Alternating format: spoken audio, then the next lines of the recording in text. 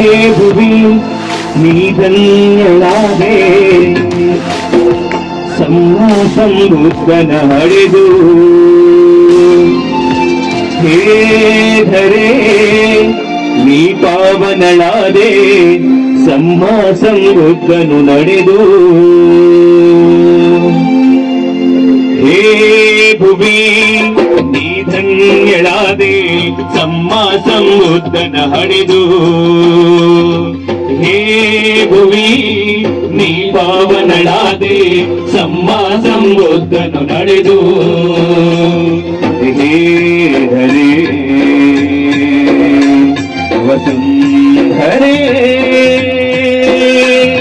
ನಿನ್ನ ಮೈತ್ರಿಗೆ ಕೋಟಿಯಾರೇ ನಿನ್ನ ಕರುಣೆಗೆ ಸಾಟಿಯಾರೇ ಹೇ ಭುವಿ ನೀ ಧನ್ಯಳಾದೆ ಸಂಬುದ್ಧನ ಹಡೆದು ಹೇ ಭುವಿ ನೀ ಪಾವನಳಾದೆ ಸಂಬುದ್ಧನು ನಡೆದು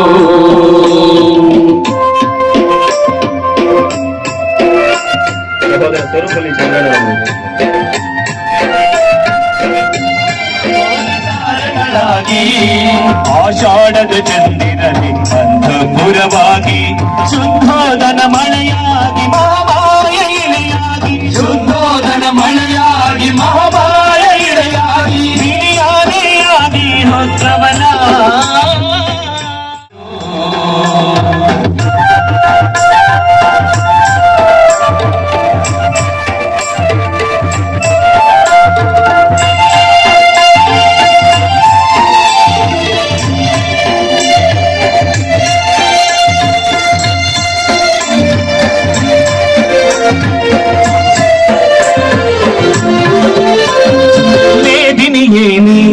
ಹಾಸಿಗೆಗಾಗಿ ಮೇರು ಪರ್ವತವೇ ನೀ ತಲೆದಿಂಗಾಗಿ ಮೇದಿಲೆಯೇನಿ ಹಾಸಿಗೆಯಾಗಿ ಮೇರು ಪರ್ವತವೇ ನೀ ತಲೆದಿಂಗಾಗಿ ನಾಭಿಗಿಂದ ನಮಗೆ ಹಿರಿಯ ವೃಕ್ಷವೇ ಸಾಗಿ ಪೂರ್ವಾಪರ ಕಡಲುಗಳು ಹುಣ್ಣಿಮೆಯಲ್ಲಿ ಕೈಗೆಟುಗಳು ಪೂರ್ವಾಪರ ಕಡಲುಗಳು ಹುಣ್ಣಿಮೆಯಲ್ಲಿ ಕೈಗೆಟುಗಳು ಗುರುವೇಣದ ಸೇನಾನಿಯ ಮಗಳೇ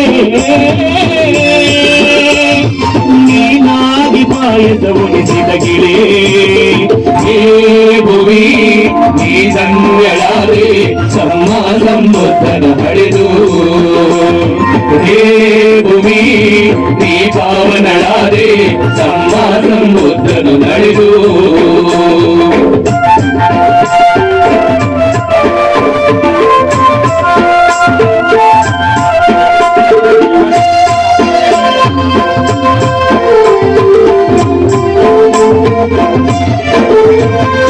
ಪಂಚಭೂತಗಳಿಗೂ ಪಂಚಶೀಲ ಬೋಧಿಸಿ ಅಷ್ಟದೀಪಗಳಿಗೂ ಅಷ್ಟಾಂಗ ಮಾರ್ಗ ತಿಳಿಸಿ ಪಂಚಭೂತಗಳಿಗೂ ಪಂಚಶೀಲ ಬೋಧಿಸಿ ಅಷ್ಟದೀಪಗಳಿಗೂ ಅಷ್ಟಾಂಗ ಮಾರ್ಗ ತಿಳಿಸಿ ತನ್ನ ಒಡಲ ಜೀವ ಜಂತುಗಳನ್ನೆಲ್ಲ ದುಡಿಸಿ ಹರಿಗೂ ಗುರು ಬುದ್ಧನೇ ಹೇ ಭುವಿ ನೀ ಧನ್ಯಳಾದೆ ಸಂಬುದ್ಧನ ಹಡೆದು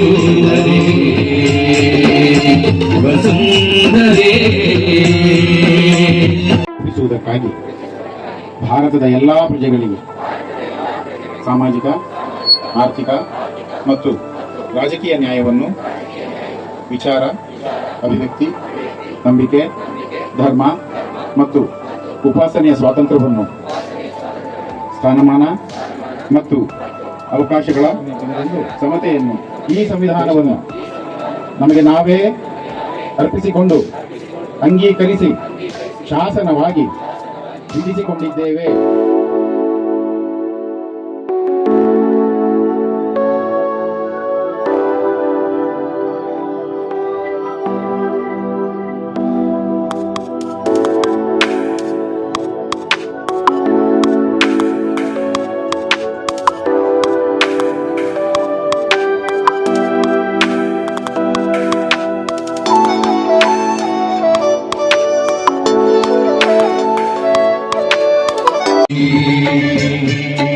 ಈ ನೆಲದ ಮೊದಲ ಪ್ರೀತಿ ಬುದ್ಧ ಸಂಗಂ ಶರಣಂ ಗಚ್ಚಾಮಿ.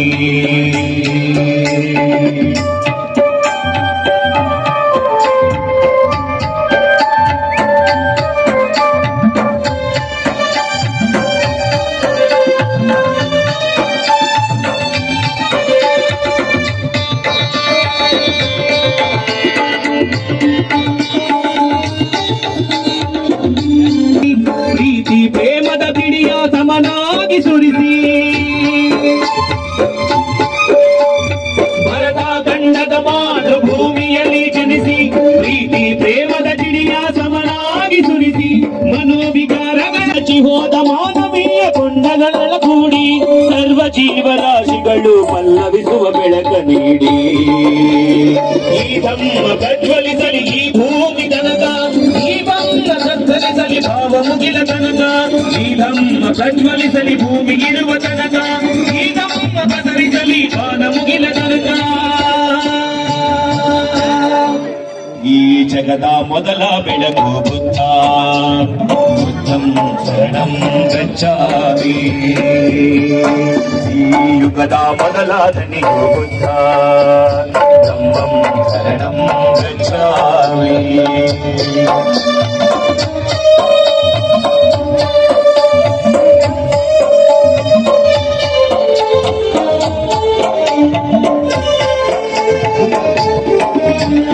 ಬುದ್ಧನ ಕರುಣೆಯ ಕಂಗಳ ಕಾಂತಿಯಲ್ಲಿ ಬೆಳಗಿ ಪ್ರೀತಿ ಮಮತೆಯ ಕರಗಳ ಸ್ಪರ್ಶದಲ್ಲಿ ನಲುಗಿ ಬುದ್ಧನ ಕರುಣೆಯ ಕಂಗಳ ಕಾಂತಿಯಲ್ಲಿ ಬೆಳಗಿ ಪ್ರೀತಿ ಮಮತೆಯ ಕರಗಳ ಸ್ಪರ್ಶದಲ್ಲಿ ನಲುಗಿ ಕಠಿಣ ಕಲ್ಲು ಮನಸ್ಸು ಕರಗಿ ಹರಳಿದು ಹೂವಂತೆ ಅಂಗುಲಿ ಮಾಲನ ಮನಸ್ಸು ಪರಿವರ್ತನ ಆದಂತೆ ನಿತ್ಯದಿಂದ ಸತ್ಯದೆಡೆಗೆ ಕೈ ಹಿಡಿದ ನಡೆಸಿದಾತ ಸಂಬುದ್ಧನೆ ಸರ್ವರಿಗೂ ಮಹಾಮಾರ್ಗದಾಟಿಸುತ್ತ ಈ ಜಗದ ಮೊದಲ ಬೆಳಕು ಬುದ್ಧ ಗಚ್ಚಾಮಿ. ಈ ಯುಗದ ಧನಿಯು ಮೊದಲ ಬುದ್ಧ ಧಮ್ಮಂ ಶರಣಂ ಗಚ್ಚಾಮಿ.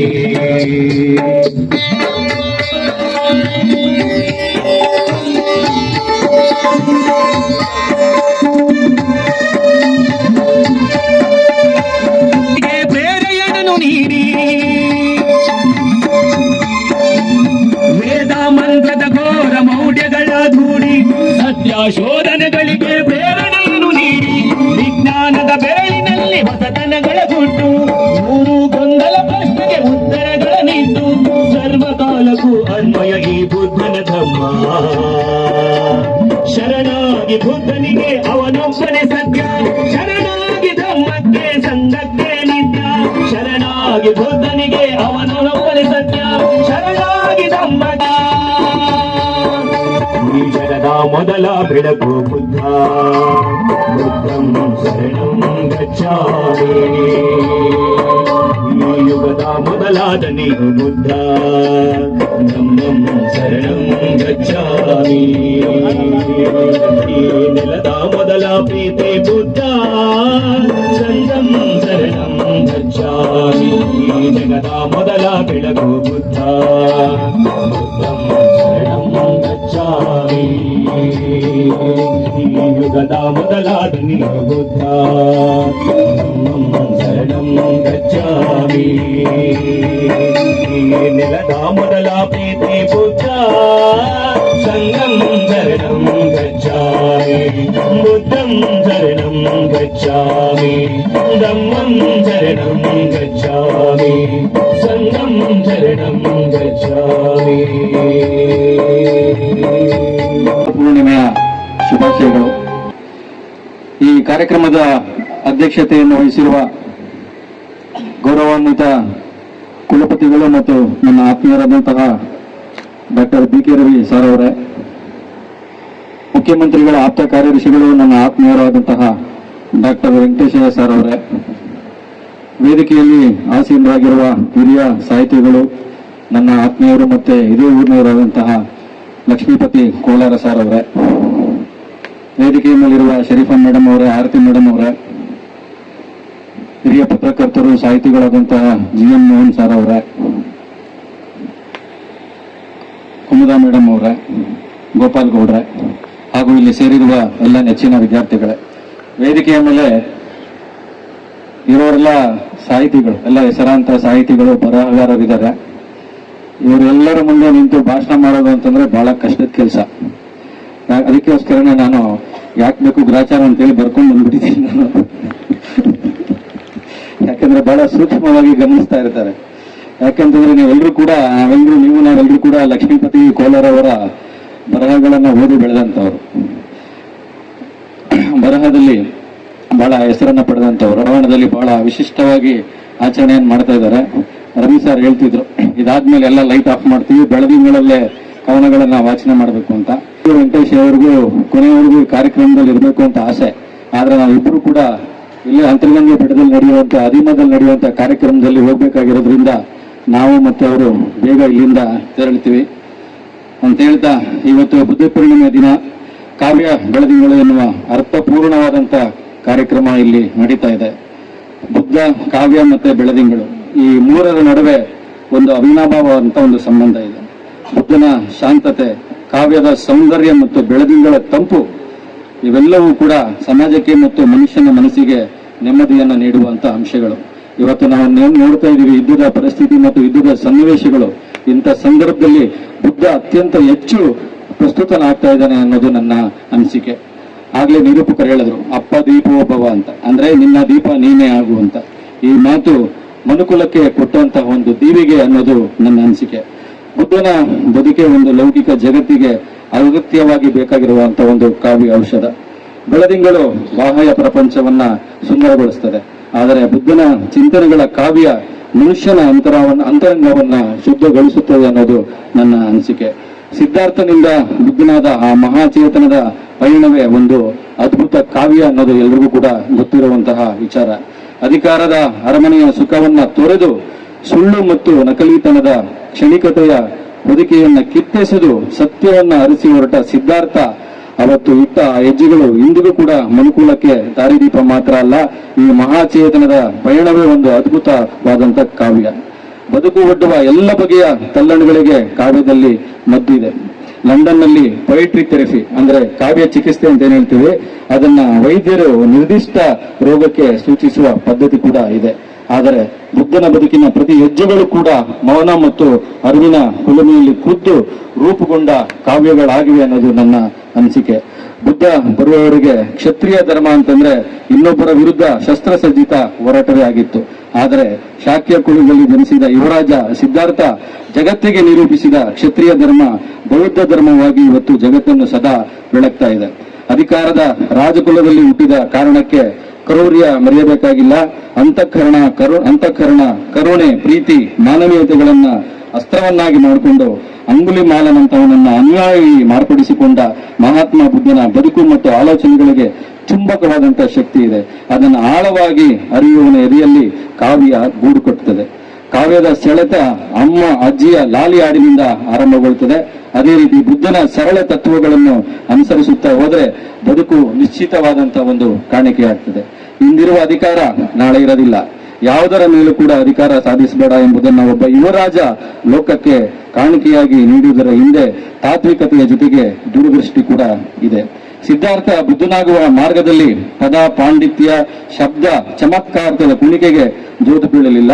ಸತ್ಯ ಮತ್ತು ಸರಳತೆ ಬುದ್ಧನ ದೃಷ್ಟಿಯಾಗಿತ್ತು. ಈ ದೂರದೃಷ್ಟಿಯೇ ಜಗತ್ತು ಇಂದು ಎದುರಿಸುತ್ತಿರುವ ಯುದ್ಧದಾಹ ಮತ್ತೆ ಅಧಿಕಾರದ ಹಪಾಹಪಿತನಕ್ಕೆ ಮದ್ದಾಗಬಲ್ಲದು. ಇಲ್ಲಿ ಒಂದು ಸಂಗತಿಯನ್ನ ನಾನು ನಿಮ್ ಜೊತೆ ಹಂಚ್ಕೊಳ್ಳಕ್ಕೆ ಇಷ್ಟಪಡ್ತೇನೆ. ಇತ್ತೀಚೆಗೆ 18 ಜನ ಬೌದ್ಧ ಭಿಕ್ಕುಗಳು ಸುಮಾರು 3200 ಕಿಲೋಮೀಟರ್ ಪಾದಯಾತ್ರೆಯನ್ನ ಮಾಡಿದ್ರು. ಅದು ಇಡೀ ಜಗತ್ತಿನ ನೋವಿಗೆ ಸಾಂತ್ವನ ಹೇಳುವ ರೀತಿಯಲ್ಲಿ ಆ ಪಾದಯಾತ್ರೆ ನಡೀತು. ಕೋಟ್ಯಾಂತರ ಜನರ ಹೃದಯಗಳನ್ನ ತಟ್ಟಿದ ರೀತಿಯಲ್ಲೇ ನನ್ನ ಹೃದಯವನ್ನು ಕೂಡ ಆ ಪಾದಯಾತ್ರೆ ತಟ್ಟಿತು. ಜೊತೆಗೆ ಒಂದು ದೃಶ್ಯ ಮನಕೊಳುಕುವ ದೃಶ್ಯ ಏನು ಅಂತಂದ್ರೆ, ಆ ಪಾದಯಾತ್ರೆಯಲ್ಲಿ ಜೊತೆಗೂಡಿದ್ದು ಒಂದು ಬೀದಿ ನಾಯಿ. ಬೌದ್ಧ ಭಿಕ್ಷುಗಳ ಪಾದಯಾತ್ರೆ ವೇಳೆ ಆಕಸ್ಮಿಕವಾಗಿ ಅಡ್ಡ ಬಂದಂತಹ ಒಂದು ಬೀದಿ ನಾಯಿ ಬಳಿಕ ಭಿಕ್ಷುಗಳ ಪಾದಯಾತ್ರೆ ಉದ್ದಕ್ಕೂ ಕೂಡ ಹೋಗಿ ವಿಶ್ವದ ಗಮನವನ್ನ ಸೆಳೆಯಿತು. ಕೋಟ್ಯಾಂತರ ಮಂದಿಯ ಮೊಬೈಲ್ಗಳಲ್ಲಿ, ಡಿಪಿಗಳಲ್ಲಿ ಮತ್ತೆ ಸ್ಟೇಟಸ್ಗಳಲ್ಲಿ ಅದು ಬಹಳ ಪ್ರಸಿದ್ಧಿಯನ್ನ ಪಡೆಯಿತು. ವಿಶ್ವದಲ್ಲಿ ಈ ಶತಮಾನದಲ್ಲಿ ಅತಿ ಹೆಚ್ಚು ಪ್ರಚಾರ ಪಡೆದ ಸೆಲೆಬ್ರಿಟಿ ಆಗಿದ್ದು ಈ ಅಲೋಕ ಎನ್ನುವ ಬೀದಿ ನಾಯಿ. ಅಲೋಕ ಎಂದರೆ ಸಂಸ್ಕೃತದಲ್ಲಿ ಬೆಳಕು ಮತ್ತು ಜಾಗೃತಿ ಅಂತ ಅರ್ಥ. ಬಿಕ್ಕುಗಳ ಜೊತೆಗೆ 3200 ಕಿಲೋಮೀಟರ್ ಪಾದಯಾತ್ರೆಯನ್ನ ಮಾಡದ ಆ ಬೀದಿ ನಾಯಿ ಇವತ್ತು ಚರಿತ್ರೆಯಲ್ಲಿ ದಾಖಲಾಗಿದೆ. 3200 ಕಿಲೋಮೀಟರ್ ಬರಿಗಾಲಲ್ಲಿ ನಡೆದ ಬಿಕ್ಕುಗಳು ಮಾರ್ಗದ ಉದ್ದಕ್ಕೂ ಕೂಡ ಮೌನವನ್ನು ಧರಿಸಿದ್ರು. ಪದ ಪಾಂಡಿತ್ಯ, ಶಬ್ದ ಚಮತ್ಕಾರದ ಟೊಳ್ಳುತನಕ್ಕೆ ಅವರು ಯಾರು ಕೂಡ ಇಳಿಯಲಿಲ್ಲ. ಶಾಂತಿ, ಸಹಬಾಳ್ವೆಯ ಮಾನವೀಯ ಕಳಕಳಿ ಬರಿಗಾಲಿನ ಮತ್ತು ಮೌನದ ನಡಿಗೆಯಲ್ಲಿ ಜಗತ್ತಿನ ಹೃದಯಗಳನ್ನ ತೇವಗೊಳಿಸಿದಂತೂ ನಿಜ. ಪಾದಯಾತ್ರೆಯ ಹಾದಿಯುದ್ದಕ್ಕೂ ಸಾವಿರಾರು ಮಂದಿ ಹಾಡು ಕಟ್ಟಿದ್ರು, ಕಾವ್ಯಗಳನ್ನು ರಚಿಸಿದ್ರು. ಶಾಂತಿಯ ಕನವರಿಕೆಗಳೇ ಎಲ್ಲರ ಪ್ರಾರ್ಥನೆಗಳಾಗಿತ್ತು. ಇಂತಹ ಬುದ್ಧನ ಮಾರ್ಗ ನಮ್ಮದು ಎನ್ನುವ ಹೆಮ್ಮೆಯನ್ನ ಸದಾ ಎದೆಯಲ್ಲಿ ಇಟ್ಟುಕೊಂಡು ನಾವೆಲ್ಲರೂ ಕೂಡ ಬೀಗೋಣ, ಅವನ ತತ್ವಗಳನ್ನ ಪಾಲಿಸುತ್ತಾ ಬಾಗೋಣ ಎಂದು ನಾನು ಈ ಸಂದರ್ಭದಲ್ಲಿ ಆಶಿಸ್ತೇನೆ. ಇಡೀ ಜಗತ್ತನ್ನು ಯುದ್ಧದ ಭೀಕರತೆ ಆವರಿಸುತ್ತಿರುವ ಇವತ್ತಿನ ವಿಷಗಳಿಗೆಯಲ್ಲಿ ಅಧಿಕಾರ ಹಿಡಿಯಲು ಏನು ಬೇಕಾದರೂ ಮಾಡಬಹುದು, ಸಂಚು ಇಡುವವರ ನಡುವೆ ಅವರು ಏನ್ ಬೇಕಾದರೂ ಮಾಡಬಹುದು ಎನ್ನುವರ ನಡುವೆ ನಗುವ ಹೂವಾಗುವುದು ಸಣ್ಣ ಮಾತಲ್ಲ. ಕ್ಷತ್ರಿಯನಾಗಿ ಯುದ್ಧ ಮಾಡು ಎಂದು ಕೆಣಕಿದವರನ್ನು, ಸಂಚು ಹೂಡಿದವರನ್ನು, ಅಸೂಯೆ ಪಟ್ಟವರನ್ನು, ಸುಮ್ಮನೆ ಅವಮಾನಿಸಿ ಆರೋಪ ಮಾಡಿದವರನ್ನ ತನ್ನ ನಡೆಯಿಂದ, ಆಲೋಚನೆಗಳಿಂದ ತಿದ್ದಿದ್ದು ಕೇವಲ ಇತಿಹಾಸ ಅಲ್ಲ, ಸಣ್ಣ ಸಣ್ಣ ವಿಚಾರಗಳಿಗೂ ಕುಣಿಕೆಗೆ ಕೊರಳೊಡ್ಡುವ ಜಂಜೀಗಳು. ಅಂದರೆ ಇಂದಿನ ಯುವ ಪೀಳಿಗೆ ಕಲಿಯಬೇಕಾದ ಬುದ್ಧ ಪ್ರಭೆಯ ಮನೋಧರ್ಮಗಳು ಎಲ್ಲವೂ ಕೂಡ ಆಗಿದೆ. ಬುದ್ಧ ಅಂತಂದ್ರೆ ಕೇವಲ ವ್ಯಕ್ತಿಯಲ್ಲ, ಅದೊಂದು ಸ್ಥಿತಿ. ಆಸೆಗಳನ್ನು ಗೆದ್ದು ಅಹಿಂಸೆಯನ್ನು ಉಸಿರಾಡಿ ಮಮತೆಯ ಮಳೆಯಾಗುವ ಕರುಣೆಯ ಕಡಲು ಈ ಬುದ್ಧ. ಇಂದಿನ ಈ ಕಾವ್ಯ ಬೆಳದಿಂಗಳು ಕಾರ್ಯಕ್ರಮ ಬಹಳ ಅರ್ಥಪೂರ್ಣವಾಗಿದೆ. ಕಾವ್ಯ ಮತ್ತು ಬೆಳದಿಂಗಳು ಎರಡೂ ನಮ್ಮ ಮನಸ್ಸನ್ನು ತಂಪು ಮಾಡುತ್ತವೆ. ಯುದ್ಧದ ಅಬ್ಬರದ ನಡುವೆ ಬುದ್ಧನ ಶಾಂತಿಯ ಮಂತ್ರ ನಮಗೆ ಇವತ್ತಿನ ಅನಿವಾರ್ಯ ಆಗಿದೆ. ಕವಿ ರವಿ ಅವರೇ ಅಂತ ಕರೆಯುವಂತ ಒಂದು ಸನ್ನಿವೇಶ ನನ್ನ ಜೀವನದಲ್ಲಿ ಬರಬಹುದು ಅನ್ನೋದು ನನಗೆ ಗೊತ್ತೇ ಇರಲಿಲ್ಲ. ಯಾಕೆ ಅಂತಂದ್ರೆ ನನ್ನ ಜೂನಿಯರು BK ರವಿ PGನಲ್ಲಿ ಮಾಸ್ ಕಮ್ಯುನಿಕೇಶನ್ ಮಾಡುವಾಗ, ಅದಾದ ಮೇಲೆ ನಾವಿಬ್ರು ಕೂಡ ಒಟ್ಟಿಗೆ ಒಂದೇ ದಿನ ಪ್ರಜಾವಾಣಿಗೆ ನಾವು ಜಾಯಿನ್ ಆದವರು. ಪ್ರಜಾವಾಣಿಗೆ ಜಾಯಿನ್ ಆಗಿ ಡಿಗ್ರಿಯಲ್ಲಿ ಪೋಸ್ಟ್ ಗ್ರಾಜುಯೇಷನ್ ಒಟ್ಟಿಗೆ ಇದ್ದು, ಮತ್ತೆ ಯಾವಾಗ್ಲೂ ಕೂಡ ಫೋನಲ್ಲಿ ಮಾತಾಡಿಕೊಂಡು ಬೈಕೊಂಡು ಇರುವಂತ ನಾವು ಈಗ ನಾನು ಅವರನ್ನ BK ರವಿ ಅವರೇ ಅಂತ ಕರೆಯೋದು, ಅವರು ನನ್ನನ್ನ GN ಮೋಹನ್ ಅವರೇ ಅಂತ ಕರೆಯೋದು, ತುಂಬಾ ಈ ಸ್ಥಿತಿ ಬರುತ್ತೆ ಅಂತ ಗೊತ್ತಿರಲಿಲ್ಲ. BK ರವಿಗೆ ಒಂದು ದೊಡ್ಡ ಶಕ್ತಿ ಇದೆ. ಏನಂತಂದ್ರೆ ಯಾರನ್ನ ಬೇಕಾದರೂ ಕೂಡ ಪ್ರೀತಿಯಿಂದ ಗೆಲ್ಲಬಲ್ಲ ಗುಣ ಇದೆ. ಮತ್ತೆ ಅಷ್ಟೇ ಅಲ್ಲ, ಪ್ರೀತಿಯಿಂದ ಇಷ್ಟೊಂದು ಜನರನ್ನ ಸೇರಿಸುವಂತ ಶಕ್ತಿನೂ ಇದೆ ಅವರಿಗೆ. ನಾವಿಲ್ಲಿ ಬಂದಾಗ, ನಾವೆಲ್ಲರೂ ಕೂಡ, ನಾನು, ಆರತಿ, ಶರೀಫ್ ಅವರೆಲ್ಲ ಬಂದಾಗ ಇಲ್ಲಿದ್ದ 3 ಜನ ನೋಡಿ 3 ಜನರ ಜೊತೆಗೆ ನಾವು 3 ಜನ ಸೇರ್ಕೊಂಡ್ವಿ, ಪರವಾಗಿಲ್ಲ ಅಂತಂದ್ರೆ ಈಗ ನೋಡಿದ್ರೆ ಕುರ್ಚಿಗಳು ಕೂಡ ತುಂಬಿ ಇನ್ನಷ್ಟು ಕುರ್ಚಿ ಹಾಕಬೇಕು ಅನ್ನೋಷ್ಟು ಜನ ಸೇರಿದ್ದಾರೆ. ಅದು BK ರವಿ ಅವರ ಶಕ್ತಿ. BK ರವಿ ಅವರು ಕೊಪ್ಪಳದಲ್ಲಿ ಕುಲಪತಿ ಆದಾಗಲೂ ಕೂಡ ನಾನು ಅಲ್ಲಿ ಹೋಗಿದ್ದೇನೆ, ಮತ್ತೆ ಇಲ್ಲಿ ಕೂಡ ಈಗ ಬಂದಿದ್ದೇನೆ. ಇದಕ್ಕೆ ಮುಂಚೆಯೂ ಕೂಡ ನಾವಿಬ್ರು ಇದೇ ವೇದಿಕೆಯನ್ನ ಹಂಚ್ಕೊಂಡಿದ್ದೇವೆ. ಸೊ BK ರವಿ ಅವರಿಗೆ ಅದು ಬರಹ ಇರಲಿ, ಭಾಷಣ ಇರಲಿ, ಅಥವಾ ಚಿಂತನೆ ಇರಲಿ, ಇದರಲ್ಲಿ ಸ್ಪಷ್ಟತೆ ಇದೆ. ಮತ್ತೆ ಎಲ್ಲದಕ್ಕೂ ಕೂಡ ಒಂದು ಕಳಕಳಿ ಇದೆ. ಮತ್ತೆ ಏನ್ ಮಾಡಬೇಕು ಅನ್ನೋ ಒಂದು ಮುನ್ನೋಟ ತುಂಬಾ ಚೆನ್ನಾಗಿದೆ. ಸೊ ಆ ಕಾರಣದಿಂದಾಗಿ BK ರವಿ ಅವರನ್ನ ಎಲ್ಲರ ಪರವಾಗಿ ನಾನು ಅಭಿನಂದಿಸೋದಿಕ್ಕೆ ತುಂಬಾ ಇಷ್ಟಪಡ್ತೀನಿ ನಾನು. ಎರಡನೇದು, ಈ ಹಳ್ಳಿಗಳ ಕಡೆ ರಾಮಾಯಣ ಆಗುವಾಗ ಏನ್ ಮಾಡ್ತಾರೆ, ಮಧ್ಯದಲ್ಲಿ ಮಲಗ್ಬಿಡ್ತಾರೆ ಮಕ್ಕಳು. ಅಮ್ಮ ಆಂಜನೇಯ ಬಂದಾಗ ಎಬ್ಸು ಅಂತ.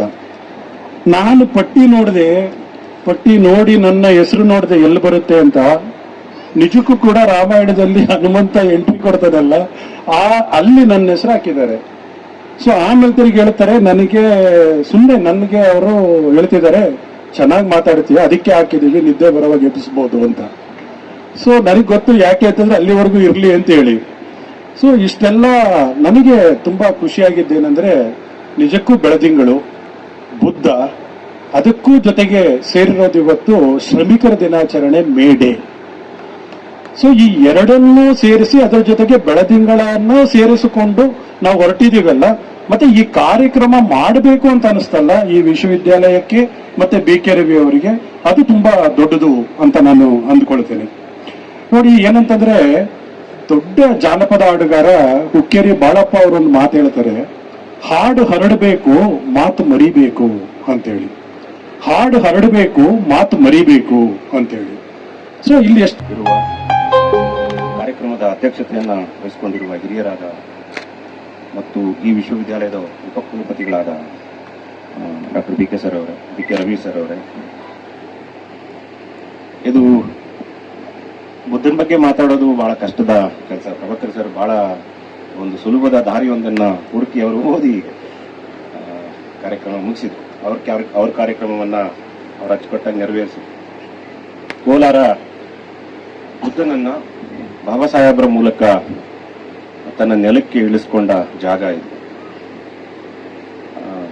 ದಲಿತ ಚಳವಳಿ ಬಾಬಾ ಸಾಹೇಬ್ರ ಮೂಲಕ ಬುದ್ಧನನ್ನು ಈ ನೆಲದ ಜಾನಪದವನ್ನಾಗಿಸಿಕೊಂಡಿದ್ದಾರೆ ಅಂತ.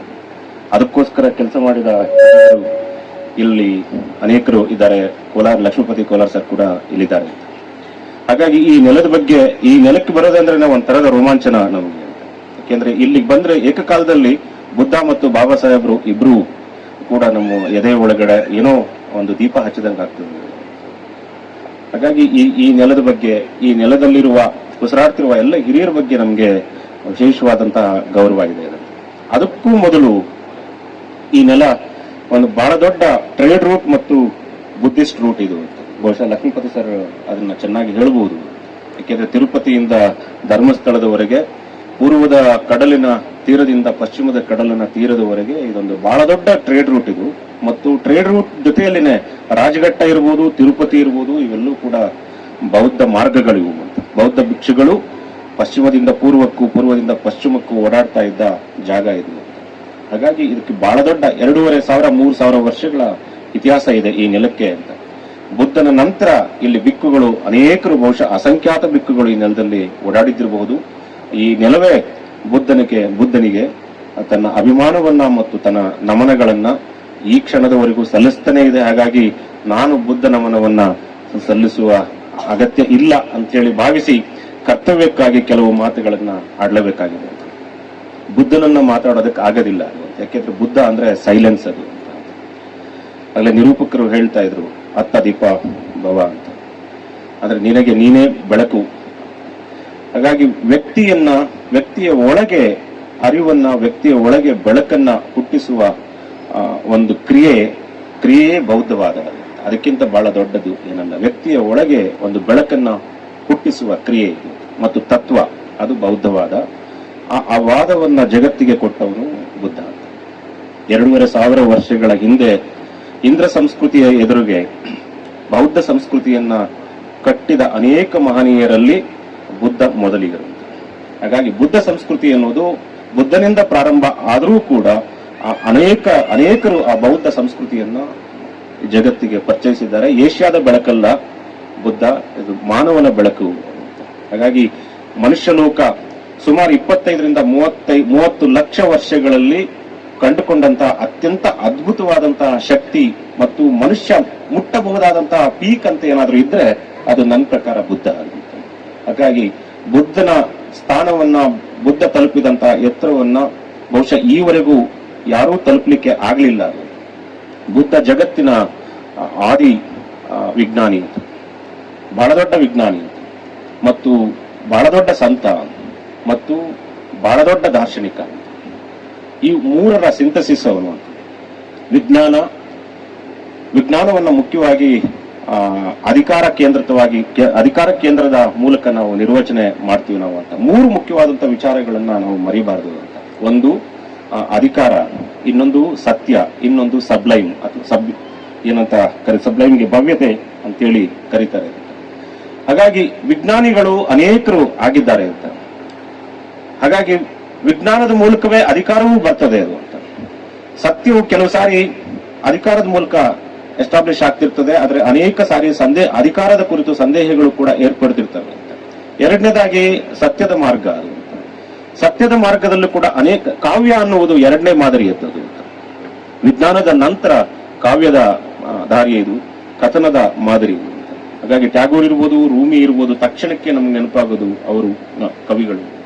ಮಹಾಭಾರತದ ವ್ಯಾಸರು, ವಾಲ್ಮೀಕಿ ಇವರೆಲ್ಲರೂ ಕೂಡ ಈ ಮಾರ್ಗದವರು. 3ನೇ ಮಾರ್ಗದವರು ಸಬ್ಲೈಮ್ ಅಂತ ಏನ್ ಕರಿತೀವಿ, ಈ 3ನೇ ಮಾರ್ಗದವರೇ ಬುದ್ಧ, ಮಹಾವೀರ, ಜೀಸಸ್ ಪ್ರವಾದಿ, ಇವು ಪ್ರವಾದಿಗಳ ಮಾರ್ಗ ಇದು ಅಂತ ಸಬ್ಲೈಮ್ ಇದು. ಈ ಮೂರರ ಸಿಂಥಸಿಸ್ ಬುದ್ಧ ಅನ್ನುವಂಥ ಈ ಮೂರು ಇದು ಆತನ ಒಳಗಡೆ. ಹಾಗಾಗಿ ಒಬ್ಬ ಸಂತ, ಒಬ್ಬ ಕವಿ ಮತ್ತು ಒಬ್ಬ ವಿಜ್ಞಾನಿ, ಈ ಮೂರು ಒಟ್ಟುಗೂಡಿದಂತಹ ವ್ಯಕ್ತಿತ್ವಗಳು ಜಗತ್ತಿನೊಳಗಡೆ ಬುದ್ಧನ ನಂತರ ಇಲ್ಲ. ಬಹುಶಃ ಬುದ್ಧನಿಗಿಂತ ಮೊದಲು ಇರಲಿಲ್ಲ, ಮುಂದೆ ಗೊತ್ತಿಲ್ಲ ನನಗೆ. ಈ ಮೂರು ವ್ಯಕ್ತಿತ್ವಗಳು ಒಂದು ವ್ಯಕ್ತಿಯಾಗಿ ಜಗತ್ತಿನೊಳಗಡೆ ಉದ್ಭವಿಸಿ 2500 ವರ್ಷಗಳು ಅದು ಅಂತ. ಹಾಗಾಗಿ ಬುದ್ಧ ಮತ್ತು ಬೌದ್ಧರು ಮುಖ್ಯವಾಗಿ ಸಂಗೀತ ಮತ್ತು ನೃತ್ಯಗಳ ವಿರುದ್ಧವಾಗಿದ್ರು. ಪೈಗಂಬರ್ಗಿಂತ ಮೊದಲೇನೆ ಸಂಗೀತ ಮತ್ತು ನೃತ್ಯದ ಬಗ್ಗೆ ತಕರಾರುಗಳು ಇದ್ವು ಅಂತ. ಯಾಕೆಂದ್ರೆ ಒಬ್ಬ ಭಿಕ್ಷುವಿಗೆ ಬಹಳ ಸುಲಭಕ್ಕೆ ಡೈವರ್ಷನ್ ಏನಾದ್ರೂ ಸಾಧ್ಯ ಆಗೋದಾದ್ರೆ ಅದು ಇದು ಸಂಗೀತದಿಂದ ಮತ್ತು ನೃತ್ಯದಿಂದ ಅಂತ ಹೇಳಿ ಅವರು ನಂಬಿಕೊಂಡಿದ್ರು. ಹಾಗಾಗಿ ಸ್ವತಃ ಬುದ್ಧನೇ ಅದರ ಕುರಿತು ಒಂದಷ್ಟು ರಿಸರ್ವೇಶನ್ ಅನ್ನ ಹೊಂದಿದ್ದ. ಶಾಂತಿಗೆ ಬೇರೆ ಹೆಸರೇ ಬುದ್ಧ, ಯುದ್ಧಕ್ಕೆ ಬೇರೆ ಹೆಸರೇ ಟ್ರಂಪ್ ಅಥವಾ ಇಸ್ರೇಲಿನ ನೇತನ್ಯಾಹು ಅಂತ ಹೇಳಬಹುದು. ಈ ಯುದ್ಧಗಳು ಯಾಕೆ? ಹಿಂದೆ ಒಂದು ಕಾಲ ಇತ್ತು, ಶಿಲಾಯುಗದ ಕಾಲದಲ್ಲಿ ಮನುಷ್ಯ ಬದುಕ್ತಾ ಇದ್ದ. ಒಂದು ಜಾಗದಿಂದ ಇನ್ನೊಂದು ಜಾಗ ಆಹಾರವನ್ನು ಹುಡುಕೊಂಡು ವಲಸೆ ಹೋಗ್ತಾ ಇದ್ದ. ಆ ನಂತರದಲ್ಲಿ ಆಹಾರ ಬೆಳೆಯೋದನ್ನ ಯಾವಾಗ ಕಲ್ತನೋ ಆವಾಗ ಒಂದು ಕಡೆ ನೆಲೆ ನಿಂತು ಆತ ಬದುಕನ್ನ ಶುರು ಮಾಡ್ತಾನೆ. ಸಂಪತ್ತಿನ ಆಸೆ, ಎಲ್ಲವನ್ನು ಕ್ರೋಢೀಕರಿಸುವ ಆಸೆ ದುಃಖಕ್ಕೆ ಮೂಲ ಅಂತ ಬುದ್ಧ ಕಂಡುಕೊಳ್ತಾನೆ. ರಾಮಾಯಣ ಮತ್ತು ಮಹಾಭಾರತಗಳನ್ನ ಬಹಳ ಚೆನ್ನಾಗಿ ಓದ್ಕೊಂಡಿದ್ದ. ಆತ ಹೇಳೋದೇನಂದ್ರೆ, ಸೀತೆಯನ್ನ ಕಾಡಿಗಟ್ಟಿದಂತಹ ರಾಮಾಯಣ, ದ್ರೌಪದಿಯನ್ನ ಪಣಕ್ಕಿಡುವಂತಹ ಮಹಾಭಾರತ, ಇವೆಲ್ಲ ಮಹಿಳೆಯನ್ನ 2ನೇ ದರ್ಜೆಯ ಪ್ರಜೆಯನ್ನಾಗಿ ಕಂಡಿವೆ. ಆದರೆ ಬುದ್ಧ ಮಹಿಳೆಗೆ ಅತ್ಯಂತ ಗೌರವದ ಸ್ಥಾನವನ್ನ ಕೊಡ್ತಾನೆ. ಮತ್ತೆ ಮಹಿಳೆಯರಿಗೆ ಸಮಾನ ಲಿಂಗ ಸಮಾನತೆಯನ್ನ ತರುವುದಕ್ಕೆ ಅವರು ಪ್ರಯತ್ನ ಪಡ್ತಾರೆ. ಮನುಷ್ಯ ಶತಮಾನಗಳಿಂದ ಹಲವಾರು ನಾಗರಿಕತೆಗಳನ್ನು ಕಟ್ಟಿ ಬೆಳೆಸಿದ್ದಾನೆ.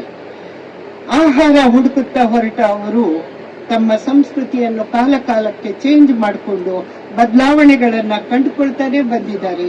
ಈ ಬದಲಾವಣೆಗಳು ಪ್ರಕೃತಿಯ ನಿಯಮ ಅಂತ ಮೊದಲು ಹೇಳಿದವನು ಬುದ್ಧ. ಭೂಮಿಯ ಒಡೆತನ ಬಂತು, ನಾಗರಿಕತೆಗಳು ಬೆಳೆದು ಬಂದುವು, ಒಡೆತನದ ಮೋಹ ಹೆಚ್ಚಿದಂತೆ ಖಾಸಗಿ ಆಸ್ತಿಗಳು ಹುಟ್ಟುಕೊಂಡವು, ಅರಸರು, ಅರಸೊತ್ತಿಗಳು, ಸಾಮ್ರಾಜ್ಯ ಚಕ್ರವರ್ತಿಗಳು ಹುಟ್ಟಿದರು, ಯುದ್ಧಗಳನ್ನು ಸಾರಿದರು. ಯುದ್ಧಗಳು ಸಂಪತ್ತಿನ ಸಂಗ್ರಹ ನೋವುಗಳಿಗೆ ಕಾರಣವಾಯಿತು. ಈ ಎಲ್ಲ ನೋವುಗಳನ್ನ ಹೋಗಲಾಡಿಸೋದಿಕ್ಕೆ ಸಿದ್ಧಾರ್ಥ ಲೋಕದ ದುಃಖ, ರೋಗ, ಮುಪ್ಪು, ಸಾವುಗಳನ್ನು ಕಂಡು ದುಃಖಿತನಾಗಿ ಜನರೆಲ್ಲರಿಗೆ ನೋವಿಲ್ಲದ ಒಂದು ಲೋಕ ಸೃಷ್ಟಿಸುವುದಕ್ಕಾಗಿಯೇ ಅವರು ತನ್ನ ಅರಸೊತ್ತಿಗೆ ರಾಜನ ಸುಖಭೋಗಗಳನ್ನ ತೊರೆದು ಕಾಡಿಗೆ ಹೋಗ್ತಾರೆ. ಹೆಂಡತಿ ಮಕ್ಕಳನ್ನ ಬಿಟ್ಟು ಅರಣ್ಯಕ್ಕೆ ಹೋಗಿ 6 ವರ್ಷಗಳ ಕಾಲ ಉಗ್ರ ತಪಸ್ಸನ್ನು ಮಾಡಿ, ದುಃಖ ದಾರಿದ್ರ್ಯಗಳಿಗೆಲ್ಲ ಆಸೆ ಮೂಲ ಕಾರಣ. ಅದನ್ನು ನಾವು ಆಸೆಯನ್ನ ಹತ್ತಿಕ್ಕಬೇಕು. ಸಕಲ ಮಾನವ ಜೀವಿಗಳ ಸಮಸ್ಯೆಗಳ ಪರಿಹಾರಕ್ಕೆ ಬುದ್ಧ ನಿಲ್ತಾನೆ. ಮತ, ಧರ್ಮ, ವರ್ಗ, ವರ್ಣ, ಸಮಾನತೆ, ಮೌಢ್ಯತೆ ಮನುಷ್ಯನ ಬದುಕನ್ನು ನರಕ ಮಾಡ್ತಾ ಇದ್ದಾವೆ. ಅದನ್ನೆಲ್ಲ ಹೋಗ್ಲಾಡಿಸೋದಿಕ್ಕೆ ನಮ್ಮ ಬುದ್ಧನವರು ರಕ್ತ ಪ್ರವಾಹವನ್ನು ನಿಲ್ಲಿಸೋದಿಕ್ಕಾಗಿ ಅಹಿಂಸೆಯ ಅಮೃತವನ್ನು ಈ ನೆಲದ ಮೇಲೆ ಸುರಿಸ್ತಾರೆ. ದೇವರ ನಂಬಿಕೆ, ದೇವರು ಅಂತಕ್ಕಂಥ ಹೆಸರನ್ನೇ ಅವ್ರು ತಗೊಳ್ಳೋದಿಲ್ಲ. ನಾವು ಬರೀ ದೇವರು ದಿಂಡ್ರು ಉಪವಾಸ ವನವಾಸ ಮಾಡ್ತೀವಿ. ಆದ್ರೆ ನಮ್ಮ ಬುದ್ಧನವರು ದೇವರ ವ್ಯರ್ಥ ಜಿಜ್ಞಾಸೆಯಲ್ಲಿ ತೊಡಗದೆ ವಿಶ್ವ ಮಾನವ ಧರ್ಮವನ್ನು ಬೋಧಿಸಿದವರು. ವಿಶ್ವದಲ್ಲಿಯೇ 2ನೇ ಸ್ಥಾನದಲ್ಲಿ ಬೌದ್ಧ ಧರ್ಮ ಇದೆ. ಯಾವುದೇ ಧರ್ಮ ಮೇಲಲ್ಲ ಕೀಳಲ್ಲ, ಯಾವುದೇ ಧರ್ಮ ಹೆಚ್ಚಲ್ಲ ಕಡಿಮೆ ಅಲ್ಲ. ಆದರೆ ಬುದ್ಧನ ಬೋಧನೆಗಳನ್ನು ಅನುಸರಿಸುವ, ಅವನ ದಾರಿಯಲ್ಲಿ ನಡೆದು ಬೌದ್ಧಿಕ ಮತ್ತು ತಾತ್ವಿಕ ನೆಲೆಗಟ್ಟನ್ನು ನಂಬಿದ ಜನ ಬುದ್ಧನ ಅನುಯಾಯಿಗಳಾದರು.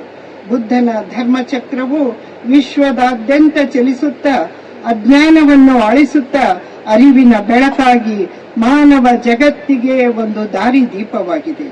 ಬುದ್ಧನ ತತ್ವಗಳು ಮಾನವನ ನೈತಿಕ ಬದುಕಿಗೆ, ಶಾಂತಿಯ ಜೀವನಕ್ಕೆ, ಉಜ್ವಲ ಭವಿಷ್ಯಕ್ಕೆ, ಅವರ ಸಂಕಟ ವಿಮೋಚನೆಗೆ ಒಂದು ನಿರ್ವಾಣವಾಗಿದೆ ಅಂತ ಹೇಳ್ತಾನೆ.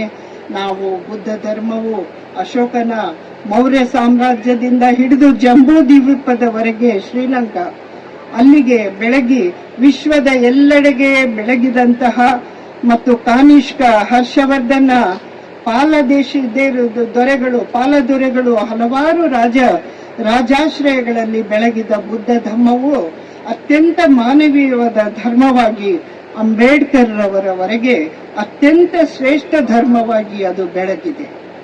ಜೀವಪರ ನಿಲುವಿನ ಪ್ರಜಾಸತ್ತಾತ್ಮಕ ಮೌಲ್ಯಗಳನ್ನುಳ್ಳ ಭಿನ್ನ ಭೇದಗಳಿಲ್ಲದ ಜೀವ ಕಾರುಣ್ಯದ ನೈತಿಕ ಮೌಲ್ಯಗಳ ವಿಚಾರಧಾರೆಗಳು ವಿಶ್ವದ ಗಮನವನ್ನು ಸೆಳೆದಿವೆ. ಬುದ್ಧನ ಧರ್ಮೋಪದೇಶಗಳು ಸೀಮಾತೀತವಾಗಿವೆ. ಅದಕ್ಕೆ ಸೀಮೆಗಳೇ ಇಲ್ಲ. ಸರ್ವಕಾಲಿಕ ಮತ್ತು ಸಾರ್ವಜನಿಕವೂ ಆಗಿವೆ. ಸರ್ವಜನ ಸುಖಿನೋ ಭವತ್ತು ಅನ್ನೋದು ನಮ್ಮ ಬುದ್ಧನವರ ಒಂದು ಸಂದೇಶವಾಗಿದೆ. ಇಂದಿನ ಜಾಗತಿಕ ನಾಗರಿಕ ಜಗತ್ತಿನಲ್ಲಿ ಪ್ರಜಾಪ್ರಭುತ್ವದ ರಕ್ಷಕರೆಂದು ಕರೆಸಿಕೊಳ್ಳುವಂತಹ ಅಮೆರಿಕದಂತಹ, ಇಸ್ರೇಲಿನಂತಹ ದೇಶಗಳು ಮಕ್ಕಳ ಹಂತಕರಾಗಿ ಪರಿವರ್ತನೆ ಆಗ್ತಾ ಇದ್ದಾರೆ. ಕಳಿಂಗದ ಯುದ್ಧವನ್ನು ಬಿಟ್ಟು ಬಂದಂತಹ ಬುದ್ಧ ಒಂದು ಕಡೆಯಾದರೆ, ಯುದ್ಧವನ್ನು ವಿನಾಕಾರಣ ಮಕ್ಕಳನ್ನು ಸಾಯಿಸುತ್ತಿರುವಂತಹ ಅತ್ಯಂತ ಹೇಸಿ ಕೆಲಸವನ್ನು ಮಾಡ್ತಕ್ಕಂಥ ಸರ್ವಾಧಿಕಾರಿ ಧೋರಣೆಗಳು, ನಿರ್ಬಂಧಗಳು ಮತ್ತು ಅದು ನಡೆಸುತ್ತಿರುವ ದಾಳಿಗಳನ್ನು ನಾವು ಸರ್ವಾಧಿಕಾರದ ಈ ಪರಮಾಧಿಕಾರವನ್ನು ನೋಡ್ತಾ ಇದ್ದೇವೆ. ವಿಶ್ವಸಂಸ್ಥೆಯಂತಹ ಸಂಸ್ಥೆಗಳಿದ್ದು ಸಹ ಅಂತಾರಾಷ್ಟ್ರೀಯ ಮಟ್ಟದಲ್ಲಿ ಶಾಂತಿ ಕಾಪಾಡಲು ಹುಟ್ಟಿಕೊಂಡಿದ್ದರೂ ಸಹ, ವಿಶ್ವಸಂಸ್ಥೆಯಂತಹ ಸಂಸ್ಥೆಗಳಿದ್ದರೂ ಸಹ ಬಲಿಷ್ಠ ರಾಷ್ಟ್ರಗಳ ಧೂರ್ತತನವನ್ನು ನಾವು ಇಂದು ಮೂಕ ಪ್ರೇಕ್ಷಕರಾಗಿ ನೋಡ್ತಾ ಇದ್ದೇವೆ. ಬುದ್ಧ ಸಂದೇಶ. ಬುದ್ಧ ಹೇಳುತ್ತಿದ್ದ ಆಸೆಯೇ ದುಃಖದ ಮೂಲ. ಹೊರಗಿನಿಂದ ಬಂದ ಆ ವ್ಯಾಪಾರಿ ಮಾಯಾ ಜಾಲ, ಡಾಲರ್ ಲೆಕ್ಕಾಚಾರ, ಇಂದ್ರ ಸಭೆಯಲ್ಲಿ ಸ್ವರ್ಗ ಸುಖ, ದೇವಲೋಕವೆಲ್ಲ ಖಾಲಿ ಖಾಲಿ, ಮೋಕ್ಷ ಮರೀಚಿಕೆ, ಕಂಪನಿಗಳದೇ ಕಾರುಬಾರು, ಇಂದ್ರ ಸಭೆಯ ರಿಮೋಟ್ ಹಿಡಿದು ಕುಬೇರರಾಗುವ ಬಯಕೆ, ಇಂದ್ರ ಸಭೆಯ ರಿಮೋಟ್ ಹಿಡಿದು ಕುಬೇರರಾಗುವ ಬಯಕೆ, ಬಹುಮುಖದ ಅಡ್ಜಸ್ಟ್ಮೆಂಟ್, ಸಾವಿನ ಭಯ, ಮೋಕ್ಷದ ಸುಖ ಎರಡೂ ಕಾಡಲಿಲ್ಲ ಡಾಲರ್ಗೆ. ಹುಚ್ಚು ಕುದುರೆಯ ಬೆನ್ನೇರಿ ತಿರುಗುತ್ತಿದೆ ಹೀಗೆಯೇ ಅಹಂಕಾರದ ಅಮಲೇರಿದವನೇ ಪರಿಸರ, ಬುದ್ಧಿ, ಸಂಪತ್ತುಗಳ ಸಹಿತ ಬುದ್ಧ ಸಂದೇಶಗಳ ಒತ್ತೆ ಇಟ್ಟು ಮಾಯಾ ಜಾಲದಲ್ಲಿ ಸಿಲುಕಿ ಒಪ್ಪಂದಗಳಿಗೆ ಮುದ್ರೆ ಹಾಕಿ ಹಪಿಸಿ ಆಸೆ ಪಟ್ಟು ಎಲ್ಲವನ್ನೂ ಕಳೆದುಕೊಳ್ಳುವ ನಮಗಿನ್ನೂ ಅರ್ಥವಾಗಿಲ್ಲವೇ? ಎಲ್ಲವನ್ನೂ ಕಳೆದುಕೊಳ್ಳುವ ನಮಗಿನ್ನೂ ಅರ್ಥವಾಗಿಲ್ಲವೇ? ದುಃಖದ ಮೂಲ ಆಸೆ ಎಂಬ ಬುದ್ಧನ ಸಂದೇಶ. ದುಃಖದ ಮೂಲ ಆಸೆ ಎಂಬ ಬುದ್ಧನ ಸಂದೇಶ. ನಮಸ್ಕಾರ. ವಿದ್ಯಾಲಯಕ್ಕೆ ಬರ್ತಾ ಇದ್ದೀನಿ. ಇಂತಹ ಬೆಳದಿಂಗಳ ಕವಿಗೋಷ್ಠಿಯನ್ನ ಆಯೋಜನೆ ಮಾಡುವಂತ ಕವಿ ಮನಸ್ಸು, ಒಂದು ಪರಿಷ್ಕೃತ ಮನಸ್ಸನ್ನ ಹೊಂದಿರೋದು, ಅದು ಒಬ್ಬ ಆಡಳಿತಗಾರನಿಗೆ ಅವಶ್ಯಕವಾಗಿ ಬೇಕಾಗತ್ತೆ. ಅದು ಇಲ್ಲಿ ನೀವು ಸಾಕಾರ ಮಾಡಿರೋದು ತುಂಬಾ ಖುಷಿ ಆಯ್ತು ರವಿ ಸರ್. ಇಲ್ಲಿ ನಮ್ದು communication department, Bangalore university masters ಮಾಡಿರೋ ಅಂತ ನಾವು 3 ಜನ ಇಲ್ಲಿದ್ದೀವಿ. 4 ಜನ ಇದ್ದೀವಿ. ನಾನು, ರವಿ ಸರ್, ಮೋಹನ್ ಸರ್ ಮತ್ತೆ ಅಲ್ಲಿ ತಾವು ಇದ್ದೀರಾ. ಹಾಗಾಗಿ ನಾವು ಮೆಜಾರಿಟಿ ಇದ್ದೀವಿ ಅಂತ ಹೇಳ್ತಾ, ಇಂಥ ಬೆನ್ನಿಂದ ನೋಡಿ ಆವಾಗಲೇ ಬಂಗಾರ ಬಣ್ಣದ ಬೆಳದಿಂಗಳ ಬೀರುವಂಥ ಚಂದ್ರ ಉದಯ ಆಗಿದ್ದಾನೆ ಆವಾಗಲೇ. ಇನ್ನೇನು ಸ್ವಲ್ಪ ಹೊತ್ತಿಗೆ ಸರ್ ಹೇಳ್ದಂಗೆ ಈ ಲೈಟ್ಸ್ ಅವಶ್ಯಕತೆ ಬರುತ್ತೋ ಇಲ್ವೋ. ಇಂತಹ ಬೆಳದಿಂಗಳ ಸಂಜೆಯಲ್ಲಿ ಕವಿಗೋಷ್ಠಿ ಅಲ್ಲದೆ ಇನ್ನೇನು ನಡೀಲಿಕ್ಕೆ ಸಾಧ್ಯ? ಈ ಅಹಿಂಸೆಯ ತತ್ವವನ್ನ ಬೋಧಿಸಿದಂತಹ ಬುದ್ಧ ಆಗ್ಲಿ, ಮಹಾವೀರ ಆಗ್ಲಿ ಇಬ್ರು ಸಮಕಾಲೀನರು. ಅವರಿಬ್ರು ಅಲ್ಲೇ ವಿಹಾರ ಅಂತ ಹೇಳ್ತಾ ಇದಾರೆ, ಬಿಹಾರದಲ್ಲಿ ಇದ್ದಂಥವ್ರು. ಇಬ್ರು 80-85 ಆಸುಪಾಸು ವಯಸ್ಸಿನ ತನಕ ಬದುಕಿದವರು. ಸಮಕಾಲೀನರಾಗಿ ಸೇಮ್ ಏಜ್ ಗ್ರೂಪ್ ನಲ್ಲಿ ಇದ್ದು ಕೂಡ ಅಲ್ಲೇ ಓಡಾಡ್ಕೊಂಡು ಆಸುಪಾಸಿನಲ್ಲಿ ಇದ್ರು ಅವರು ಒಬ್ಬರೊಬ್ಬರನ್ನ ಭೇಟಿ ಆಗಿಲ್ಲ. ಅದು ನನಗೆ ಒಂದು ಸೋಜಿಗ ಅಂತ ಅನ್ಸುತ್ತೆ. ಅವರು ಅಕಸ್ಮಾತ್ ಇಬ್ರು ಒಬ್ಬರೊಬ್ಬರನ್ನ ಭೇಟಿಯಾಗಿ ವಿಚಾರ ವಿನಿಮಯ ಮಾಡ್ಕೊಂಡಿದ್ರೆ ಬೇರೊಂದು ದೊಡ್ಡ ಮಹಾಕಾವ್ಯ ನಮ್ಮ ಜಗತ್ತಿಗೆ ಸಿಕ್ಕಿರೋದೇನೋ ಅಂತ ನಾನು ಕನಸು ಕಾಣ್ತೀನಿ. ಬುದ್ಧ ಆಗಿನ ಸಂಸ್ಕೃತ ನಡೀತಾ ಇರುವಂತಹ ಕಾಲದಲ್ಲಿ ಸಂಸ್ಕೃತವನ್ನ ಪಕ್ಕಕ್ಕಿಟ್ಟು ಜನಮಾನಸಕ್ಕೆ ಬರಬೇಕು ಅಂತ ಅವನು ಪಾಲಿ ಭಾಷೆನಲ್ಲಿ ಅವನ ತತ್ವಗಳನ್ನ ಬೋಧಿಸ್ತ. ಅದೇ ರೀತಿ ಮಹಾವೀರ ಕೂಡ ಇಬ್ರು ಎಂತ ಪಾತ್ ಬ್ರೇಕರ್ಸ್ ಅಂತ ಅನ್ಸತ್ತೆ. ಅವರು ಕೂಡ ಸಂಸ್ಕೃತವನ್ನು ಬದಿಗೊತ್ತಿ ಪ್ರಾಕೃತವನ್ನ ಕೈಗೆತ್ಕೊಳ್ತಾರೆ. ಅಂದ್ರೆ ನೀವು ಜನಮಾನಸಕ್ಕೆ ಹತ್ರ ಆಗ್ಬೇಕು ಅಂದ್ರೆ ಅವ್ರು ಬಳಸುವಂತ ಭಾಷೆಯಿಂದ ನೀವು ಕಮ್ಯುನಿಕೇಟ್ ಮಾಡಿದ್ರೆ ಅದು ಅವ್ರಿಗೆ ತಲುಪುತ್ತೆ ಅಂತ. ಅಂತಹ ಸಂದೇಶಗಳನ್ನ ಅವರು ಕೊಟ್ಟಂತಹ ತ್ರಿಪಿಟಕಗಳಾಗ್ಲಿ ಎಲ್ಲವುದನ್ನು ಇವಾಗ ಬೇರೆ ಬೇರೆ ಭಾಷೆಗಳಿಗೆ ಅದು ಜಗತ್ತಿನಾದ್ಯಂತ ಅನುವಾದ ಆಗಿದೆ. ಅಂತಹ ಬುದ್ಧ ಈಗ ಕೂಡ, ಆಗ ಅವರು ಸಮಕಾಲೀನಾಗಿದ್ರು, ಅವರ ತತ್ವಗಳು ಈಗ ಕೂಡ ಸಮಕಾಲೀನವಾಗಿದೆ. ಇಂತಹ ಯುದ್ಧದ ಕಾರ್ಮೋಡ ಕವಿದಿರುವಂತಹ ಇಂತಹ ಗಳಿಗೆಯಲ್ಲಂತೂ ಅವರ ತತ್ವಗಳು ತುಂಬಾ ಈಗ ನಮಗೆ ಒಂದು ಅವಶ್ಯಕತೆ ಇದೆ ಅಂತ ಹೇಳ್ತಾ, ಆದರೂ ಪ್ರೀತಿಸುತ್ತೇನೆ. ಮ್ಯಾಚಿಂಗ್ ಚಪ್ಪಲಿ ಧರಿಸಿ ಗಾಳಿಗೆ ಜಿಗಿದಂತೆ ಅವಳು ದಡಬಡಿಸುತ್ತಾ ಹೊರಟ ಕ್ಷಣವೇ ಉಸಿರು ತೆಗೆದುಕೊಳ್ಳಲೂ ಕೊಡದೆ ಆ ಮನೆ ಅವಳನ್ನು ಹಿಂಬಾಲಿಸುತ್ತದೆ. ಅಂತಿಂತ ಮನೆಯಲ್ಲ ಅದು. ನಕಾಶೆಯಿಂದ ಹಿಡಿದು ಅಂಗುಲ ಅಳೆದು ಬೆವರು ರಕ್ತ ಬಸಿದು ಹೊಲುಮೆ ಜುಲುಮೆಯಿಂದ ನಿರ್ಮಿಸಿದ್ದು. ಅದ್ಭುತ ಕಾಫಿ ಹವೆಯೊಂದಿಗೆ ಬೆಚ್ಚಗಿನ ತೋಳಪ್ಪುಗೆಯ ನೆತ್ತಿ ಚುಂಬನದಿಂದ ಸ್ವಾಗತಿಸುವ ಮುದ್ದಿನ ಸೊಕ್ಕಿನ ಬೆಕ್ಕಿನಂತೆ ಮೈಗಂಟುವ ಚಾಳಿ ಮನೆಗಳದ್ದು. ಅಂಗಳದ ಅತ್ಯದ್ಭುತ ಆಪ್ತ ಆಲಾಪಗಳ, ರಾತ್ರಿಯ ಸುರಶಯ್ಯೆಯ ಪಳಗುಟ್ಟುವ ಕನಸ ಶೃಂಗಾರದ ದುಗುಡ ದುಮ್ಮಾನಗಳನ್ನು ದಿಂಬಿನ ಕೆಳಗಿಟ್ಟ ಒಂದು ರಹಸ್ಯ ಧನ್ಯತಾ ಭಾವ. ಮನೆಯೊಂದಿಗೆ ಪ್ರೀತಿಯಲ್ಲಿ ಬೀಳುವುದು ಕಡು ಕಷ್ಟ, ಅಪಾಯಕಾರಿ ಕೂಡ. ಆ ಮನೆ ಅವಳು ನಿಂತಲ್ಲಿ ನಿಂತು ಕೂತಲ್ಲಿ ಕೂರದೆ ಠಳಾಯಿಸಿ ಆಪ್ತ ರಕ್ಷಕನ ವೇಷದ ಖಾಸಗಿ ಗುಪ್ತಚರನಂತೆ ಅವಳಿಗೆ ಅರಿವಿಲ್ಲದೆ ಹೊಂಚುತ್ತದೆ. ನಂತರ ಎಡಬಿಡದೆ 108 ಅಸಂಗತ ಚಾಟಿ ಪ್ರಶ್ನೆ ತೋರುತ್ತಾ ತಡಬಡಾಯಿಸಿ ಎಡವಿದಾಗ ಚಾಲಾಕಿ ನಗು ಎಸೆಯುತ್ತದೆ. ಟೇಬಲ್ ಮೇಲೆ ಕಳಾಹಿನ ಪೇಪರ್, ಫ್ರಿಡ್ಜ್ನಲ್ಲಿ ತಣ್ಣಗೆ ಕುದಿಯುವ ಪಾತ್ರೆ ಪಡಗ, ಕೊಂಕಿಯೇ ಇರುವ ಹೂಬಳ್ಳಿ, ಹೀಗೆ ಮನೆಗೆ ಸಂಬಂಧಿಸಿದ್ದೆಲ್ಲ ಇಲ್ಲ ಸಲ್ಲದ ಸಂಚು ಹೂಡಿ ನಿರಾಳತೆ ಕಸಿದು ನಡು ರಸ್ತೆಯಲ್ಲಿ ನಗ್ನ ನಿಲ್ಲಿಸಿ ವರ್ಲ್ಡ್ ಕಪ್ ಗೆದ್ದಂತೆ ಸಂಭ್ರಮಾಚರಣೆ ಮಾಡುತ್ತದೆ. ಹೀಗಾಗಿಯೇ ಮನೆಗೆ ಅತಿ ಸಲುಗೆ ಕೊಡಬಾರದು. ಅದಕ್ಕೆ ಏನಾದರೂ ತಿಕ್ಕಲು ತಿರುಗಿದರೆ ಸೀರೆಗೆ ಸಿಗದ ಬ್ಲೌಸ್, ಸಕ್ಕರೆ ಬದಲಿಗೆ ಉಪ್ಪು, ಸೋಫಾದ ಕೆಳಗೆ ಭಾಷಣಿಗೆ, ಚಡ್ಡಿ ಬದಲು ಬಾಡಿ, ತಿರುಮಣೆಯ ಪಕ್ಕ ತಿರುಗಣೆ, ಒಂದೇ ಎರಡೆ. ಅತಿ ಪ್ರೀತಿ ಕೊಡಬಾರದು. ನಮ್ಮನ್ನು ನಾವು ಕೊಡಲೇಬಾರದು. ಕೊಟ್ಟವೆಂದರೆ ಕೆಟ್ಟವೆಂದೆ. ಸಿಟ್ಟು ನೆತ್ತಿಗೇರಿದರೆ ದಗದಗ ಹೊತ್ತಿಕೊಂಡು ಕಾಳಗಿಚ್ಚು ಹಚ್ಚಿದ ಬೀದಿಗಳಲ್ಲಿ ಅಟ್ಟಾಡಿಸಿಕೊಂಡು ಎರ್ರಾಬೆರ್ರಿ ಓಡಿಸುತ್ತದೆ. ಎದೆಯಲ್ಲಿ ಜೋಪಾನ ಕಾಪಿಟ್ಟಿದ್ದ ಪ್ರೀತಿ, ಬೆರಗು, ಕರುಣೆ, ಕನಸು ಒಂದೂ ಬಿಡದೆ ಎಲ್ಲವನ್ನೂ ನಿರ್ದಯಿಯಾಗಿ ಕಣ್ಣೆದುರೆ ಸುಟ್ಟು ಕರಕಲಾಗಿಸುತ್ತದೆ. ಯಾರನ್ನಾದರೂ ಗಾಢವಾಗಿ ಪ್ರೀತಿಸುವುದು ಎಂದರೆ ತನ್ನನ್ನೇ ಸುಟ್ಟಿಕೊಂಡು ಬೇಯುವ ಮನೆಯನ್ನು, ಉಲ್ಕೆಯಂತೆ ಹೊತ್ತಿ ಹುರಿಯುವ ನಗರವನ್ನು ತೀವ್ರವಾಗಿ ಪ್ರೀತಿಸುವುದು ಎಂದರ್ಥ.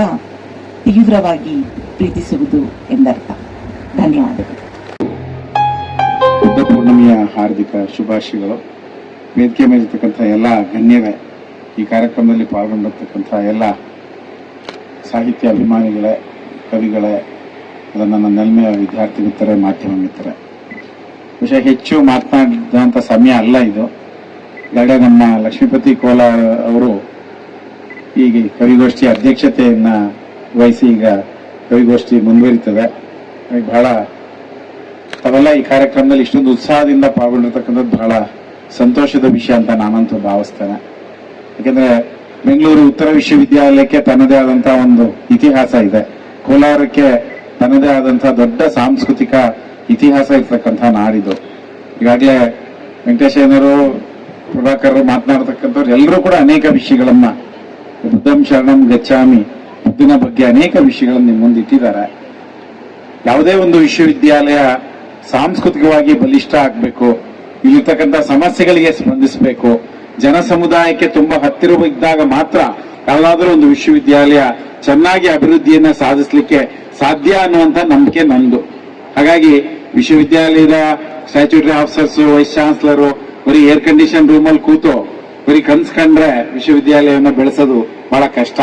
ಜನ ಸಮುದಾಯದ ಹತ್ರ ಸಾಂಸ್ಕೃತಿಕವಾಗಿ, ಯಾಕೆಂದ್ರೆ ನಮ್ಮಲ್ಲಿ ಬರ್ತಕ್ಕಂಥ ವಿದ್ಯಾರ್ಥಿಗಳು ಅವರಲ್ಲಿರ್ತಕ್ಕಂಥ ಪ್ರತಿಭೆ, ನಮ್ಮಲ್ಲಿರ್ತಕ್ಕಂಥ ಅಧ್ಯಾಪಕರು ಅವರಲ್ಲಿರ್ತಕ್ಕಂಥ ಪ್ರತಿಭೆ, ಮತ್ತೆ ಯಾವ್ದಾದ್ರೂ ಒಂದು ಸಂದೇಶವನ್ನ, ಇವತ್ತು ನೋಡಿ ಬುದ್ಧ ಪೂರ್ಣಿಮೆಯ ಈ ಸಂದರ್ಭದಲ್ಲಿ ಬುದ್ಧನ ಶಾಂತಿಯ ಸಂದೇಶ ಇವತ್ತು ನಾವೆಲ್ಲ ಜೀವನದಲ್ಲಿ ಅಳವಡಿಸ್ಕೋಬೇಕಾಗಿರ್ತಕ್ಕಂಥದ್ದು. ಬಸವಣ್ಣನ ಕಾಯಕ ಮಂತ್ರ, ನಮ್ಮ ಬುದ್ಧನ ಶಾಂತಿ ಮಂತ್ರ ಮತ್ತು ಬಾಬಾ ಸಾಹೇಬ್ ಅಂಬೇಡ್ಕರ್ ಅವರ ಜ್ಞಾನ ಮಂತ್ರ. ಈ ಮೂರು, ಬುದ್ಧನ ಶಾಂತಿ, ಬಸವಣ್ಣನ ಕಾಯಕ, ಬಾಬಾ ಸಾಹೇಬ್ ಅಂಬೇಡ್ಕರ್ ಅವರ ಜ್ಞಾನ, ಈ ಮೂರನ್ನ ನಾವು ಜೀವನದಲ್ಲಿ ಅಳವಡಿಸ್ಕೊಂಡ್ರೆ ಬರ್ತಕ್ಕಂಥ ದಿನಗಳಲ್ಲಿ ಎಲ್ಲರೂ ಕೂಡ ಒಳ್ಳೇದಾಗ್ತದೆ ಅನ್ನುವಂಥ ಮಾತನ್ನ ಹೇಳ್ತಾ, ಬುದ್ಧನ ಬಗ್ಗೆ ಮಾತನಾಡ್ತಕ್ಕಂಥದ್ದು ಬಹಳ ವಿಸ್ತಾರವಾದಂಥ ವಿಷಯ. ಅನೇಕ ಕವಿಗಳು ತಾವೆಲ್ಲ ಕಾತರವಾಗಿದ್ದೀರಿ, ನಿಮ್ಮ ಕವಿತೆಗಳನ್ನ ಕೇಳಲಿಕ್ಕೆ ನಾವು ಕೂಡ ಆಸಕ್ತರಾಗಿದ್ದೀವಿ.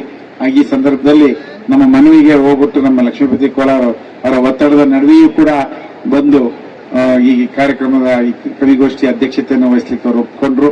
ಅದರ ಜೊತೆಗೆ ನಾನು ಒಬ್ಬನೇ ಮಾಡಿದ್ದಲ್ಲ, ನಾನು ಈ ತರದ ಕಾರ್ಯಕ್ರಮ ಆಗ್ಬೇಕು ಅಂತ ನಾನು ಅನಿಸಿದಾಗ ನನ್ನ ಜೊತೆ ಇರ್ತಕ್ಕಂಥ ನಮ್ಮ ಎಲ್ಲ ಸಿಂಡಿಕೇಟ್ ಸದಸ್ಯರು, ಅಕಾಡೆಮಿಕ್ ಕೌನ್ಸಿಲ್ ಸದಸ್ಯರು, ವಿಶೇಷವಾಗಿ ನನ್ನ ಅಧ್ಯಾಪಕ ಮಿತ್ರರು, ನಾನು ಯಾವ್ಯಾವಾಗ ಏನೇನು ಹೇಳಿದ್ದು ಎಲ್ಲದನ್ನು ಮಾಡಿ, ಮತ್ತೆ ನಮ್ಮ ಎಲ್ಲ ವಿದ್ಯಾರ್ಥಿ ಮಿತ್ರರು ನನ್ನ ಜೊತೆಗೆ ಇದೇನೋ ಅಂತ ಇಡೀ ಎಲ್ಲರೂ ಸೇರಿ ಮಾಡಿದಂತಹ ಕೆಲಸ. ಒಬ್ಬರಿಂದ ಒಂದ್ ಕೈಯಲ್ಲಿ ಚಪ್ಪಾಳೆ ತಟ್ಟಕ್ಕಾಗಲ್ಲ, ಎರಡು ಕೈ ಸೇರ್ಬೇಕು.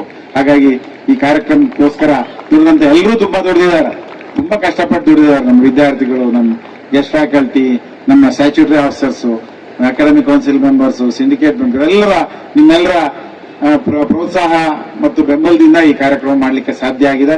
ಇದೇ ರೀತಿ ಇನ್ನು ಸಾಹಿತ್ಯ ಕಾರ್ಯಕ್ರಮಗಳು ಇನ್ನು ಹೆಚ್ಚಾಗಬೇಕು. ಬೆಂಗಳೂರು ಉತ್ತರ ವಿಶ್ವವಿದ್ಯಾಲಯದ ಅಡಿಯಲ್ಲಿ ಬೌದ್ಧ ಪೂರ್ಣಿಮೆ ಅವಕಾಶವನ್ನ ನಾನು ಕಳ್ಕೊಳ್ಳಿಕ್ಕೆ ಇಷ್ಟಪಡ್ಲಿಲ್ಲ, ಯಾಕಂದ್ರೆ ಮತ್ತೆ ಬುದ್ಧ ಪೂರ್ಣಿಮೆ ಮತ್ತೆ ನೆಕ್ಸ್ಟ್ ಇಯರ್ ಅಲ್ಲೂ ಕಾಯಬೇಕು. ಸರಿ, ಬಂದಿರುವಾಗ ಇವತ್ತಂತೂ ಬಹಳ ಅತ್ಯಂತ ಪ್ರಮುಖವಾದಂತಹ ಶಾಂತಿ ಸಂದೇಶವನ್ನ ಈ ವೇದಿಕೆಯ ಮೂಲಕ ಇಡೀ ಜಗತ್ತಿಗೆ ಸಾರಬೇಕು ಅನ್ನುವಂತ ಒಂದು ಉದ್ದೇಶ. ಯಾಕಂದ್ರೆ ಬುದ್ಧ ಪೂರ್ಣಿಮೆಯ ದಿವಸ ಜಗತ್ತಲ್ಲಿ ಎಲ್ಲೋ ಒಂದು ನಮಗೆ ಶಾಂತಿ ಕಾಣೆ ಆಗ್ತಾ ಇದೆ. ಇದು ಬಹಳ ಜನಕ್ಕೆ ನಮ್ಗೆ ಅರ್ಥ ಆಗ್ತಾ ಇಲ್ಲ. ಜಗತ್ತಲ್ಲಿ ಏನು ಅಮೆರಿಕಾದವರು ಇರಾನ್ ಹೊಡೆದಾಡ್ತಿದ್ರು, ನಮ್ಗೇನಾಗುತ್ತೆ ಅಂತ ಮೈ ಮರೆಯುವ ಕಾಲವಲ್ಲ. ಜಾಗತಿಕ ಮಟ್ಟದಲ್ಲಿ ನಾವು ಗ್ಲೋಬಲ್ ವಿಲೇಜ್ ಅಂತ ಕರಿತೀವಿ, ಗ್ಲೋಬಲ್ ವಿಲೇಜ್. ಅಲ್ಲೆಲ್ಲ ಸಮಸ್ಯೆ ಆದ್ರೆ ನಮ್ಮೆಲ್ಲರೂ ಕೂಡ ಸಮಸ್ಯೆ ಆಗ್ತದೆ. ನೋಡಿ, ಇವತ್ತು ಗ್ಲೋಬಲ್ ವಾರ್ಮಿಂಗ್, ಅಮೆರಿಕಾದಂತ ರಾಷ್ಟ್ರ ಎಲ್ಲ ರಾಸಾಯನಿಕಗಳನ್ನು ತಗೊಂಡು ಸಮುದ್ರದಲ್ಲಿ ಬಿಸಾಕಿ ತಮ್ಮ ಪರಿಸರವನ್ನ ತಾವು ರಕ್ಷಣೆ ಮಾಡ್ಕೊಂಡು ಈ ಜಾಗತಿಕ ಬೇರೆ ಬೇರೆ ರಾಷ್ಟ್ರಗಳಿಗೆ ತೊಂದರೆ ಅನುಭವಿಸ್ತಿರ್ತಕ್ಕಂಥದ್ದನ್ನ ನೀವು ನೋಡಿದೀವಿ. ಹಾಗಾಗಿ ಮೈಮರೆತು ಕೂತ್ಕೊಳ್ತಕ್ಕಂಥ ಕಾಲ ಅಲ್ಲ ಇದು. ಶಾಂತಿ, ಬುದ್ಧನ ಶಾಂತಿ ಮಂತ್ರ ಇಡೀ ಜಗತ್ತಿಗೆ ವ್ಯಾಪಿಸ್ಲಿ. ಬುದ್ಧನ ಶಾಂತಿ ಮಂತ್ರದಿಂದ ಮಾತ್ರ ಇವತ್ತಿನ ನಮ್ಮ ಮಾನವನ ಅಭಿವೃದ್ಧಿ ಸಾಧ್ಯ. ಮಹಾತ್ಮ ಗಾಂಧೀಜಿಯವರು ಯಾಕೆ ಅಹಿಂಸಾ ತತ್ವವನ್ನ ಈ ದೇಶಕ್ಕೆ ಪ್ರತಿಪಾದಿಸಿದ್ರು? ನಾವು ಕೂಡ ಹಿಂಸೆಯನ್ನ ಇಟ್ಕೋಬಹುದಾಗಿತ್ತಲ್ಲ. ಅದು ಅಹಿಂಸೆಯಿಂದ ಸ್ವತಂತ್ರ ಪಡೆದಂತಹ ಈ ರಾಷ್ಟ್ರ ಇಡೀ ಜಗತ್ತಿಗೆ ಶಾಂತಿ ಸಂದೇಶವನ್ನ ಬುದ್ಧನ ಮೂಲಕ, ಬೌದ್ಧ ಪೌರ್ಣಿಮೆಯ ಮೂಲಕ ಜಗತ್ತಿಗೆ ಶಾಂತಿ ಸಂದೇಶವನ್ನ ನಾವು ಸಾರೋಣ ಅನ್ನುವಂತ ಮಾತನ್ನ ಹೇಳ್ತಾ ಈ ಕಾರ್ಯಕ್ರಮದಲ್ಲಿ ಪಾಲ್ಗೊಂಡಂತ ನಿಮ್ಮೆಲ್ಲರಿಗೂ ಶುಭವಾಗ್ಲಿ ಅಂತ ಹಾರೈಸಿ, ನಮ್ಮ ಕರೆಗೆ ಹೋಗ್ಬಿಟ್ಟು ಅನೇಕ ಕವಿಗಳು ನೀವೆಲ್ಲ ಬಂದಿದ್ದೀರಿ. ಸಾಹಿತ್ಯದಲ್ಲಿ ವಿಶೇಷವಾಗಿ ನಮ್ಮ ಕಣ್ಣೀರೊರೆಸುವ, ನಮ್ಮ ನೋವುಗಳನ್ನು ಮರೆಸುವ, ಜೀವನದಲ್ಲಿ ಪರಿಹಾರವನ್ನ ಕೊಡ್ತಕ್ಕಂತ ಶಕ್ತಿ ಯಾರಿಗಾರು ಇದ್ರೆ ಅದು ಸಾಹಿತ್ಯಕ್ಕಿದೆ ಅನ್ನುವಂಥದ್ದು ನನ್ನ ನಂಬಿಕೆ. ಒಂದು ಕವಿತೆ ಇಡೀ ನಿಮ್ಮ ಜೀವನದ ದಿಕ್ಕನ್ನೇ ಬದಲಿಸಬಲ್ಲದು, ನಿಮ್ಮ ಯೋಚನಾ ಲಾರಿಯನ್ನೇ ಬದಲಿಸಬಲ್ಲದು. ಯಾಕೆ ಸಾಹಿತಿಗೆ, ಕವಿಗೆ ಹೆಚ್ಚು ಗೌರವ ಇದೆ ಅಂತ ಹೇಳಿದ್ರೆ ಅದಕ್ಕಿರ್ತಕ್ಕಂಥ ಶಕ್ತಿ ಬಹಳ ಅಪಾರವಾದದ್ದು ಅನ್ನುವಂಥ ಮಾತನ್ನ ಹೇಳ್ತಾ ನಿಮ್ಮೆಲ್ಲರಿಗೂ ಶುಭವಾಗಲಿ ಅಂತ ಹಾರೈಸಿ ನನ್ನ ಮಾತು ಮುಗಿಸ್ತೀನಿ. ನಮಸ್ಕಾರ. ತಮ್ಮದ ನೆರಳಿನಲಿ ಬಾಳುವ ಎಲ್ಲರೂ ಸಮತೆಯಲಿ, ಬುದ್ಧನ ಬೆಳಕಿನಲಿ ನಡೆಯುವ ಎಲ್ಲರೂ ಹರುಷದಲ್ಲಿ. ತಮ್ಮದ ನೆರಳಿನಲಿ ಬಾಳುವ ಬಾಳುವ ಎಲ್ಲರೂ ಸಮತೆಯಲಿ ಪಂಚಶೀಲವನ್ನು ಪಾಲಿಸುತ್ತ ಅಷ್ಟ ಮಾರ್ಗದಲ್ಲಿ ಸಾಗುತ್ತ ಪಂಚಶೀಲವನ್ನು ಪಾಲಿಸುತ್ತ ಅಷ್ಟ ಮಾರ್ಗದಲ್ಲಿ ಸಾಗುತ್ತ ಸುತ್ತಲೂ ತುಂಬಿದ ಕತ್ತಲು ಕಲಿತ ಮಮದಲ್ಲಿ ಮಾತೆ ಬೆಳಕನ್ನು ಬೆಳೆದು ತುಂಬಿದ ಮಮತೆಯ ಮಾರ್ಗವ ತೋರಿದ ಬುದ್ಧನ ಬೆಳಕಿನಲ್ಲಿ ನಡೆಯುವ ಎಲ್ಲರೂ ಹರುಷದಲ್ಲಿ ತಾನನ ಹಸಿರಲು ನೀಲಿಯ ಬಾದಲು ದಮ್ಮನ ಹೊಳಪಿದೆ ಕಾಮನ ಬಿಲ್ಲಲು ಕಡಲಿನ ಅಲೆಯಲು ಮಳೆ ಹನಿ ಹನಿಯಲು ದಮ್ಮನ ಇಂಪಿದೆ ಕೋಗಿಲೆ ದನಿಯಲು ಜ್ಞಾನವ ಹಾಡಲು ಧ್ಯಾನವ ಮಾಡಲು ತಳಮಳ ಸರಿಯಲು ಜ್ಞಾನವ ಮಾಡಲು ತಳಮಳ ಸರಿಯಲು ಶಾಂತಿಯ ಹೊಂದಲು ಬುದ್ಧನ ಬೆಳಕಿನಲ್ಲಿ ನಡೆಯುವ ಎಲ್ಲರೂ ಹರುಷದಲ್ಲಿ ಧಮ್ಮದ ನೆರಳಿನಲ್ಲಿ ಬಾಳುವ ಎಲ್ಲರೂ ಸಮತೆಯಲ್ಲಿ. ಧನ್ಯವಾದಗಳು. ಜಗದ ಒಳಿತಿಗೆ ಪ್ರಾರ್ಥಿಸಿದ ಬೈಬಲ್ಗಳೇ ನೀವು ಬಾಯಿ ಬಿಡಿ.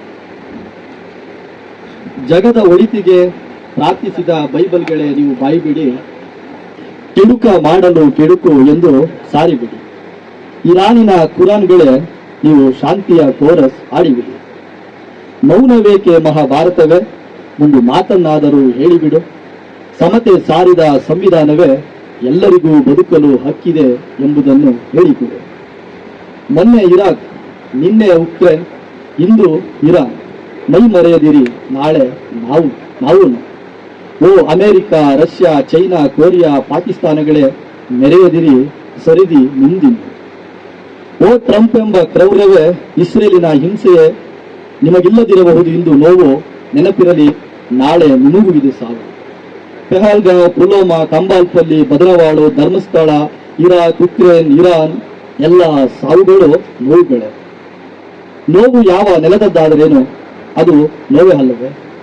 ಬಲಿಯಾದ ಜೀವಗಳ ಪೊರೆದದ್ದು ತಾಯ್ತನವೇ ಅಲ್ಲವೇ? ಕರುಳ ಸಂಕಟಕ್ಕೆ ಅದು ಅನುಭವಿಸುವ ಯಾತನೆಗೆ ಎಲ್ಲಿಯದು ಜಾತಿ? ಯಾವುದು ಗಡಿ? ದೇಶ ಭಾಷೆಗಳ ಮೀರಿ ಮರುಗುವುದು ಮನಸ್ಸು. ಸಾವನ್ನು ಸಂಭ್ರಮಿಸುವ ಯುದ್ಧಗಾಹಿಗಳೇ, ಮುಂದಿನ ಸರದಿ ನಿಮ್ಮದಾಗುವ ಮುನ್ನ ಮನುಷ್ಯರಾಗಿಬಿಡಿ. ನಾನೇ ದೊಡ್ಡಣ್ಣ ಅನ್ನುವ ಅಮೆರಿಕದ ಹಮಲಿಳಿಯಲಿ, ಅಲ್ಲಿ ಹುಟ್ಟಲಿ ಬುದ್ಧ ಗಾಂಧಿಯರು, ಅರಿವಿನ ಅಂಬೇಡ್ಕರರು, ನಾರಾಯಣ ಗುರು ಬಸವಾದಿ ಶರಣ. Thank you. ಗುರುವಿನ ಬೆಳಕು. ಕವಿತೆ ಶೀರ್ಷಿಕೆ: ಅಂಗಿನ ರಮಣೆಯ ಆಚೆ, ಗೌತಮನ ಕನಸುಗಳ ಕೋಶ, ಪ್ರೀತಿ ಕರುಣೆ ಶೀಲ, ಯುದ್ಧ ಗೆದ್ದ ಕಳಿಂಗದ ರಕ್ತದ ಕುಳಿ, ಅಂತಃಕರಣದ ಮುಲಾಮು. ಕೋಶಲದ ಬುದ್ಧ ಬೆಳಕಿಗೆ ದೇಶ ಕೋಶಗಳ ಗಡಿಗರಗಳಿಲ್ಲ.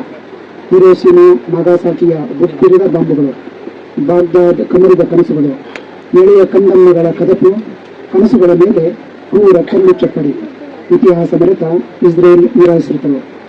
ಬಾಂಬುಗಳ ಬೆಂಕಿಯಾಟ, ಇನ್ನಿಷ್ಟು ದಿನ ರಕ್ತ ಹೊಗೆಯ ಕನಪು ವಾಸನೆ, ಹೂವು ಪಕಳೆ ಪರಿಮಳದ ಘಮ, ಅತ್ತರಿನ ಗಮರು, ಆಕಾಶದೆತ್ತರದ ಕನಸುಗಳು, ಪಾಯಸದ ಸವಿ ನಿತ್ಯದ ಬದುಕಿಗೆ. ಬುದ್ಧ ಬೆಳಕಲ್ಲಿ ಹೊಟ್ಟೆ ಬಿರಿಯುವ ಬೆಳದಿಂಗಳ ಊಟ. ಯುದ್ಧವೆಂಬುದು ಬುದ್ಧ ವಿರೋಧಿ, ಮೋಕ್ಷವೆಂಬುದು ಪ್ರೀತಿಯ ಬಂದಿ. ಕದಳಿ ಕಾಣಿನ ಗೋವ ಗತ್ತಲ ದಾರಿ, ಬೆಳಕಿನ ಮನೆಗೆ ಬೌದ್ಧ ಪ್ರಣತಿ. ಆನಂದ, ಅಂಗುಲಿಮಾಲ, ಹೀನಯಾನ, ಮಹಾಯಾನ, ನಾಗಾರ್ಜುನ, ಅಲ್ಲಮ, ಶಮನಧಾರೆ, ಬಸವ, ಅಂಬೇಡ್ಕರ್ ಎಲ್ಲವೂ ಬುದ್ಧ ಗುರುವಿನ ಬೆಳಕೆ. ದೇವರು ಒಡವೆಯೂ ಬಯಸಲು ಏಕೆ ನೀಡುವಿ, ಒಡವೆ ಯಾರಿಗೆ ಕೊಡುವೆ? ಬಡವನಲ್ಲ ದೇವರು, ಒಡವೆಯೂ ಬಯಸಲು ಏಕೆ ನೀಡುವಿ, ಒಡವೆ ಯಾರಿಗೆ ಕೊಡುವೆ? ಅಶಕ್ತನಲ್ಲ ದೇವರು, ಅಲ್ಲ ದೇವತೆ, ನಗ್ನವಲ್ಲ ದೇವತೆ, ಸೀರೆ ರವಿಗೆ ಬಯಸಲು ಏಕೆ ನೀಡುವೆ, ವಸ್ತ್ರ ಯಾರಿಗೆ ಕೊಡುವೆ ಹಸಿವೆ ಇಲ್ಲ ದೇವರಿಗೆ ಹಾಲು ಮೊದಲು ಬಯದಲು ಎಲ್ಲಿ ತುರಿಯುವಿ ಹಾಲು ಏಕೆ ತುರಿಯುವಿ ಹಸಿದ ಕೂಸಿಗೆ ಅಳುವ ಕಂದಗಿ ಹಸಿದ ಕೂಸಿಗೆ ಅಳುವ ಕಂದಗಿ ಹಸಿವಿನಿಂದ ಇರುವವರಿಗೆ ನೀಡಿ ಎಂದ ಹಸಿವಿನಿಂದ ಇರುವವರಿಗೆ ನೀಡಿ ಎಂದ ದೇವ ನೀಡಿ ಎಂದ ದೇವ ನೀಡಿ ಎಂದ ಕಳ್ಳನಲ್ಲ ದೇವರು ಕಳ್ಳನಲ್ಲ ದೇವರು ಗುಡಿಯೊಳಗೆ ಗೂಡಾಗಲು ಹೇಗೆ ಹಾಕುವೆ ಈಗ ಏಕೆ ಆಗುವೆ ಸ್ವಾರ್ಥಿಯಲ್ಲ ದೇವರು ಒಬ್ಬರಿಗೆ ಒಲಿಯಲು ಹೇಗೆ ಹೇಳುವೆ ಸುಳ್ಳು ಹೇಗೆ ಹೇಳುವೆ ಮೋಸವಿಲ್ಲದ ಭೇದವಿಲ್ಲದ ಮೋಸವಿಲ್ಲದ ಭೇದವಿಲ್ಲದ ಬದುಕಿದವರ ಮನದಲ್ಲಿ ನಾವಿರುವೆನು ಎಂದ ಬದುಕಿದವರ ಮನದಲ್ಲಿ ನಾವಿರುವನು ಎಂದ ದೇವ ಇರುವನು ಎಂದ ದೇವ ಇರುವನು ಎಂದ ಬಡವನಲ್ಲ ದೇವರು ಒಡವೆಯೂ ಬಯಸಲು ಹೇಗೆ ನೀಡುವಿ ಒಡವೆ ಹೇಗೆ ನೀಡುವಿ ಅಶಕ್ತನಲ್ಲ ದೇವರು ಸೇವೆಯ ಬಯಸಲು ಹೇಗೆ ಮಾಡುವಿ ಸೇವೆ ಹೇಗೆ ಮಾಡುವಿ ಜನ್ಮ ನೀಡಿದ ಜೀವ ತುಂಬಿದ ಜನ್ಮ ನೀಡಿದ ಜೀವ ತುಂಬಿದ ಜನ್ಮದಾತರ ಸೇವೆ ಮಾಡಿ ಎಂದ ಜನ್ಮದಾತರ ಸೇವೆ ಮಾಡಿ ಎಂದ ದೇವ ಮಾಡಿ ಎಂದ ದೇವ ಮಾಡಿ ಎಂದ. ನಮಸ್ಕಾರ. ಮೊದಲನೇ ನನ್ನ ಕವಿತೆಯ ಶೀರ್ಷಿಕೆ ಬೋಧಿ ನದಿಯ ಬೆಳಗು ಅಂತೇಳಿ. ಭೂತಾಯಿಯ ಒಡಲ ಹುಡಿಯಿಂದ ಹೆತ್ತ ನೂರಾರು ನದಿಗಳು ಹರಿದಲ್ಲೇ ನಿಂತವು ಕೆಲವು, ಹೊತ್ತಲ್ಲದ ಹೊತ್ತಲ್ಲಿ ಹೊತ್ತಿ ಕೆಲವು ಕಂಗಾಲಾದವು. ಭೂಮಾತೆ ಮಹಾದೇವಿ ಆದಾಗ ಹುಟ್ಟಿತೊಂದು ಒಡಲ ನದಿ ಬೆಳದಿಂಗಳ ನಗು ಹೊತ್ತು ಅರಮನೆಯೊಳಗಾಡಿದ ಅರಿವಿನ ಅರಸ ಸಿದ್ಧಾರ್ಥ ಸಾಹಸಿ ಸಮೈಕ್ಯ ರೋಹಿಣಿ ನ್ಯಾಯ ಜಲನ್ಯಾಯ ದೀಪ ಆರದಾರದೆ ದೂರ ದೂರಕ್ಕೆ ನಡೆದು ಸಾಂಖ್ಯಾದಿ ಜಲನಿಧಿಗಳ ತಟ್ಟಿ ಮುಟ್ಟಿದಟ್ಟಿಗಳ ಕಾರುಣ್ಯ ಜಲವಾಗಿ ದಿಕ್ಕು ದಿಕ್ಕುಗಳ ಕನಸು ಕಸ ಗುಡಿಸಿ ನಡೆದ ನಿರ್ಮಲ ಜಲನದಿ ಬೋಧಿ ನದಿ. ಕಾರುಣ್ಯದ ಹನಿ ಹನಿ ಕೂಡಿ ಹರಿದಿತ್ತು ನದಿ ಜಗದದಲ. ಅಡ್ಡಲಾಗಿ ಕಟ್ಟಿದರು ಅಣೆಕಟ್ಟು, ಅವತಾರವೆತ್ತಿಸಿ ಇಳಿಸಿದರು. ಆ ಯಾನ ಈ ಯಾನ ಹಿಡಿದು ಒಡೆದು ಹೋಳಾಗಿ ನಿಶ್ಚಲವಾಯಿತು ನದಿ. ಊರೂರ ಒಳಗಿನ ಜಲಕಣ್ಣಾಗಿ ನಿಚ್ಚಂಪಸತಾದ ಬೋಧಿ ನದಿಯ ಒತ್ತಿ ಹಿಡಿಯಲು ಹತ್ತಿ ಹಿಡಿಯಲು ಸುತ್ತಿ ಹಿಡಿಯಲು ಅದು ಆದರೂ ಬತ್ತಲಿಲ್ಲ ಬೋಧಿ ಗಂಗೆ. ಅಚಲವಾಗಿ ಅರಿವ ಅಂತರಗಂಗೆ ಈ ಬೋಧಿ ನದಿ. ನಿರ್ಮಲ ಮನಗಳಿಂದ ನಿತ್ಯವೂ ಹರಿವ ನದಿ, ನಮ್ಮೊಳಗು ಬೆಳಗೋ ಅರಿವ ನದಿ. ಯುದ್ಧ ಬೇಡದ ನಂದಾ ನದಿ, ಯುಗದ ನದಿ, ಜಗದ ನದಿ, ಸಂಬೋಧಿ ನದಿ. ಧನ್ಯವಾದಗಳು. ಒಂಟಿಗರಿಕೆ ಚಿಂತೆಯಾಯುವ ಕಂದನ ಅಪ್ಪಿಕೊಳ್ಳುವ ಇರುಳೆಂಬ ತಾಯಿ. ಬಯಲುಸೀಮೆಯ ಬರಗಾಲದ ಒಂದು ಹುಣ್ಣಿಮೆ, ಶತ್ರುವನ್ನೂ ಗೆಲ್ಲುವ ಆತ್ಮವಿಶ್ವಾಸ, ಪದಗಳಿಗೆ ನಿಲುಕದ ಮನಸ್ಥಿತಿ, ಎದೆಯಾಳದ ಗರ್ಭದಲ್ಲಿ ಕುದಿಯುವ ಶೋಕಪಾಕವನ್ನು ಅನಾಯಾಸವಾಗಿ ಒತ್ತು ಸಾಗುವ ಕಂಬನಿ, ವಿಶ್ವಾಸದ ವಿಹಾರ, ಅಗಣಿತ ಮಹಾಕಾವ್ಯಗಳನ್ನು ಎದೆಯೊಳಗೆ ಒದಗಿಸಿಕೊಂಡು ಖಾಲಿಯಾಗಿ ಕಾಣುವ ಬಯಲಪಟ ನನ್ನ ಬುದ್ಧ, ಖಾಲಿಯಾಗಿ ಕಾಣುವ ಬಯಲಪಟ. ನಮಸ್ಕಾರ. ನನ್ನ ಕವಿತೆಯ ಶೀರ್ಷಿಕೆ ಸಂಬುದ್ಧ. ಸನ್ಯಾಸ, ಮುಪ್ಪು, ವ್ಯಾಧಿ, ಮರಣವೆಂಬ ಮೂಲಗಳ ಅರಿವು, ಹರಿವ ರೋಹಿಣಿ ನದಿಗೆ ಶಾಕ್ಯ ಕೋಳಿಯರ ಕಲಹದ ನೆಪವು, ಅಂತೂ ಮುದ್ದು ಸುತ ಸತಿ ವೈಭವದ ಸಂಸಾರವನ್ನು ತೊರೆದು ಹೊರಟು ನಿಂತೆ ಓ ಸಿದ್ಧಾರ್ಥ. ತಡರಾತ್ರಿ ಸಾಮ್ರಾಜ್ಯದ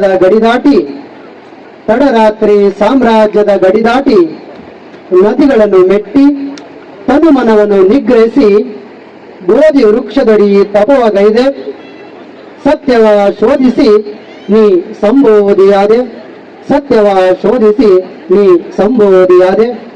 ಹಿತಮಿತ ಮನಸ್ಸಿನ ಹಿಡಿತದ ಸ್ವಸ್ಥ ಬದುಕು ಸಾಕೆಂದೆ, ಆಸೆಯೇ ಸುಖ ದುಃಖಗಳ ಮೂಲವೆಂದು ಸಾರಿದೆ ಜಗಕ್ಕೆ. ಮಧ್ಯಮ ಮಾರ್ಗವ ಕರುಣಿಸಿ ನೀ ಈ ಜಗದ ಮೊದಲ ಬೆಳಕಾದೆ, ನೀ ಈ ಜಗದ ಮೊದಲ ಬೆಳಕಾದೆ. ಆತ್ಮ ಪರಮಾತ್ಮ ಕಲ್ಪಿತ ಪುನರ್ಜನ್ಮಗಳ ಊಹಾಪೋಹಗಳೆಲ್ಲ ತಿರಸ್ಕರಿಸಿ ತಿಲಾಂಜಲಿ ಇಟ್ಟೆ. ಪ್ರಜ್ಞೆ, ಶೀಲ, ಕರುಣೆ, ಸಮತೆ, ಶಾಂತಿ, ಮೈತ್ರಿ ಭಾವಗಳ ಪುರಸ್ಕರಿಸಿ ಈ ಜಗಕ್ಕೆ ಕೊಟ್ಟು ನೀ ತಥಾಗತ ಬುದ್ಧನಾದೆ, ನೀ ತಥಾಗತ ಬುದ್ಧನಾದೆ. ಅಷ್ಟಾಂಗ ಮಾರ್ಗ, ಪಂಚಶೀಲ ತತ್ವ, ಸರಳ ಸುಂದರತೆಯಲ್ಲಿ ನೀ ಬೋಧೆಗೈದೆ. ನಿನ್ನೊಳಗೆ ನೀ ಒಕ್ಕು ತಿಳಿ, ನಿನ್ನೊಳಗೆ ನೀ ಒಕ್ಕು ತಿಳಿ, ನಿನಗೆ ನೀನೇ ಬೆಳಕು ಈ ಜಗತ್ತೊಳಗಿ ಬೆಳಗಿದೆ. ಧನ್ಯವಾದ. ನನ್ನ ಕವಿತೆಯ ಶೀರ್ಷಿಕೆ ಬಾಗುರುವೆ ಗೌತಮನೆ. ಬಾಗುರುವೆ ಗೌತಮನೆ, ಯುದ್ಧದ ನಾಡಲ್ಲಿ ಶಾಂತಿಯ ಹೂವಾಗಿ ಬಾ. ಬಾಗುರುವೆ ಗೌತಮನೆ, ಯುದ್ಧದ ನಾಡಲ್ಲಿ ಶಾಂತಿಯ ಹೂವಾಗಿ ಬಾ. ಬಾಗುರುವೆ ಸಿದ್ಧಾರ್ಥನೆ, ಬರುಡಾದ ರೈತನ ಭುವಿಗೆ ಪ್ರೀತಿಯ ಮಳೆಯಾಗಿದ. ಬರುಡಾದ ರೈತನ ಭುವಿಗೆ ಪ್ರೀತಿಯ ಮಳೆಯಾಗಿದ. ಬಾಗುರುವೆ ತಥಾಗತನೆ, ಪ್ರತಿ ಮಗುವ ಹೆದೆಯಲ್ಲಿ ತಮವ ತೊಳೆಯೋ ಸುಜ್ಞಾನದ ದೀಪವಾಗಿ ಬಾ. ಪ್ರತಿ ಮಗುವ ಹೆದೆಯಲ್ಲಿ ತಮವ ತೊಳೆಯೋ ಸುಜ್ಞಾನದ ದೀಪವಾಗಿ ಬಾ. ಬಾಗುರುವೆ ಬುದ್ಧನೆ, ಬಾಗುರುವೆ ಬುದ್ಧನೆ, ಸ್ವಾರ್ಥದ ಸಮಾಜದಲ್ಲಿ ನಿಸ್ವಾರ್ಥದ ಬೆಳಕಾಗಿ ಬಾ. ಸ್ವಾರ್ಥದ ಸಮಾಜದಲ್ಲಿ ನಿಸ್ವಾರ್ಥದ ಬೆಳಕಾಗಿ ಬಾ. ಬಾಗುರುವೆ ನನ್ನೆದೆಯ ಹಂಗಳದಲ್ಲಿ ಮೈತ್ರಿಯ ಹೂದೋಟದಲ್ಲಿ ನೆಮ್ಮದಿಯಿಂದ ನೆಲೆಸು ಬಾ. ಮೈತ್ರಿಯ ಹೂದೋಟದಲ್ಲಿ ನೆಮ್ಮದಿಯಿಂದ ನೆಲೆಸು ಬಾ. ಜೈ ಭೀಮ್, ನಮೋ ಬುದ್ಧಾಯ. ಲುಂಬಿನಿ ವನದಲ್ಲಿ ಜನಿಸಿದನು ಸಿದ್ಧಾರ್ಥನು, ಶುದ್ಧೋಧನ ಮಾಲಾದೇವಿ ಕುವರನಾಗಿ. ತಾಯಿ ಪ್ರೀತಿ ಮಮತೆ ಹರೆಯದ ಮಗುವಾಗಿ, ಸಾಕು ತಾಯಿ ಗೌತಮಿಯು ಸಲುಹಿದಳು ಮಗುವನ್ನು, ಸಲುಹಿದಳು ಮಗುವನ್ನು. ಸುತನ ಭವಿಷ್ಯ ಹರಿತ ತಂದೆಯು ಕುಕ್ಕಿ ಹೋದನು ಮನದಲ್ಲಿ, ಚಿಂತಾಕ್ರಾಂತನಾದನು. ಅರಮನೆ ಜೀವನ ನೀಡುತ್ತಾ ಪ್ರಾಪಂಚಿಕ ಜೀವನ ಮರೆ ಮಾಚಿದರು. ರಾಜನ ಮಗ ಚಿನ್ನದ ತೂಗುಯ್ಯಾಲೆ, ಆದರೂ ಮನದಲ್ಲಿ ಏನೋ ಕೊರಗು, ಏನೋ ಕೊರಗು. ಮುದುಕಾರೋಗಿ ಶವ ಸನ್ಯಾಸಿಯ ನೋಡಿ ಮನವ ಕರಗಿತು, ವೈರಾಗ್ಯ ತಾಳಿತು. ಅರ್ಧರಾತ್ರಿಯಲ್ಲಿ ಎಲ್ಲರೂ ಮಲಗಿರಲು ತಾನೊಬ್ಬ ಎದ್ದನು, ಸತ್ಯದ ಹುಡುಕಾಟಕ್ಕೆ ಹೊರಟು ನಿಂತನು. ಅರಮನೆಯ ಸುಖ ತೊರೆದು ದುಃಖಕ್ಕೆ ಉತ್ತರವ ಹುಡುಕಲು ಹೊರಟನು. ಬಂಧು ಬಾಂಧವರೆಂಬ ಸುಖ ಸಂಪತ್ತುಗಳೆಂಬ ಕೋಟಲೆಯಿಂದ ದೂರವಾದನು. ಜಾತಿ ಭೇದವ ಅಳಿಸಿ ಹಾಕುತ್ತ ಸರ್ವ ಸಮಾನತೆ ಸಾರಿ ಹೇಳುತ್ತಾ ಜಗದೋತಾರಕ ಎನಿಸಿಕೊಂಡರು. ತಾನು ಉರಿದು ಜಗದ ಬೆಳಕು ನೀಡುತ್ತಾ ಏಷಾದ ಬೆಳಕು ಎನಿಸಿಕೊಂಡರು. ಕಷ್ಟ ಬರುವುದೆಂಬ ಭಯವಿಲ್ಲಂತ್ರನಾಗಲು ಮುಂದೆ ಸಾಗಿದನು. ಆತ್ಮ ಸ್ವತಂತ್ರನಾಗಲು ಮುಂದೆ ಸಾಗಿದನು. ನನಗೆ ಹೊದಿಕೆ ಹನ್ನೆರ ಹಂಗಿಲ್ಲದೆ ಜಗಕ್ಕೆ ಬೆಳಕ ನೀಡಲು ಗಯೆಯ ಬೋಧಿ ವೃಕ್ಷದಡಿಯಲ್ಲಿ ಕುಳಿತನು. 6 ವರ್ಷ ತಪವಗೈದು ಬೆಳಕ ಕಂಡ ಬುದ್ಧನಾದನು. ಬುದ್ಧನ ನಾಡು ನಮ್ಮದು, ಬುದ್ಧನ ನಾಡು ನಮ್ಮದು. ಬುದ್ಧನ ನಾಡಿನವನು ಎಂದು ಹೇಳಲು ಹೆಮ್ಮೆಯಲ್ಲವೇ. ಮಾರ್ಗವ ಜಗಕ್ಕೆ ಸಾರಿದರು. ನಳಂದ ವಿಕ್ರಮಶಿಲೆಯಲ್ಲಿ ವಿದ್ಯೆ ಹರಳಲು ಬೀಜ ಬಿತ್ತಿದರು. ದೇಹ ನಶ್ವರ, ಅವರ ಬೋಧನೆ ಇಂದಿಗೂ ಶಾಶ್ವತ. ಬುದ್ಧನ ನಾಡು ನಮ್ಮದು, ಬುದ್ಧನ ನಾಡು ನಮ್ಮದು. ಎಲ್ಲರಿಗೂ ಶುಭ ಬೆಳತಿಂಗಳು. ಗಜಲ್ ಬುದ್ಧನ ಕಂದೀಲು. ಬದುಕಿನೊಂದಿಗೆ ಬಡಿದಾಡಿ ದಾರಿ ಬರುಡಾದಾಗಲೆಲ್ಲ ನೀನಷ್ಟೇ ನೆನಪಾಗುವೆ. ಅಳಿದು ತೂಗುವ ಮಾತುಗಳ ಹೆದುರು ಸೋತಾಗಲೆಲ್ಲ ನೀನಷ್ಟೇ ನೆನಪಾಗುವೆ. ಭ್ರಮೆಯ ತೆರೆಗಳು ಅಬ್ಬರಿಸಿ ಆದಿ ಮರೆಯಾದಾಗಲೆಲ್ಲ ಬೆಳದಿಂಗಳಾಗುವೆ. ತೀರದ ಅಂಗಿಲ್ಲದ ನಾವಿಕನಂತೆ ನಿರ್ವಾಣ ಅರಸುವಾಗಲೆಲ್ಲ ನೀನಷ್ಟೇ ನೆನಪಾಗುವೆ. ಮೋಹಗಳ ಜಿಟಿಗೆ ಮೈಯೊಡ್ಡಿ ಕುಣಿವ ಲೋಕದ ಗದ್ದಲಕ್ಕೆ ಕಡಿವಾಣವಿಲ್ಲವೇ? ಶಬ್ದಾತೀತ ಪ್ರಜ್ಞೆಯ ಬೋಧಿ ಮೌನವ ಧರಿಸುವಾಗಲೆಲ್ಲ ನೀನಷ್ಟೇ ನೆನಪಾಗುವೆ. ತೃಷ್ಣೆಯ ಕಿಚ್ಚು ಆತ್ಮದ ತಂಪನು ಸುಟ್ಟು ಬೂದಿ ಮಾಡದಿರದು, ತೃಪ್ತಿ ಕಂಡುಕೋ. ತೃಷ್ಣೆಯ ಕಿಚ್ಚು ಆತ್ಮದ ತಂಪನು ಸುಟ್ಟು ಬೂದಿ ಮಾಡದಿರದು, ತೃಪ್ತಿ ಕಂಡುಕೋ. ಅರಿವಿನ ಮಳೆಯಾಗಿ ಹೊಳಗಿನ ದಾಹ ಆರಿಸುವಾಗಲೆಲ್ಲ ನೀನಷ್ಟೇ ನೆನಪಾಗುವೆ.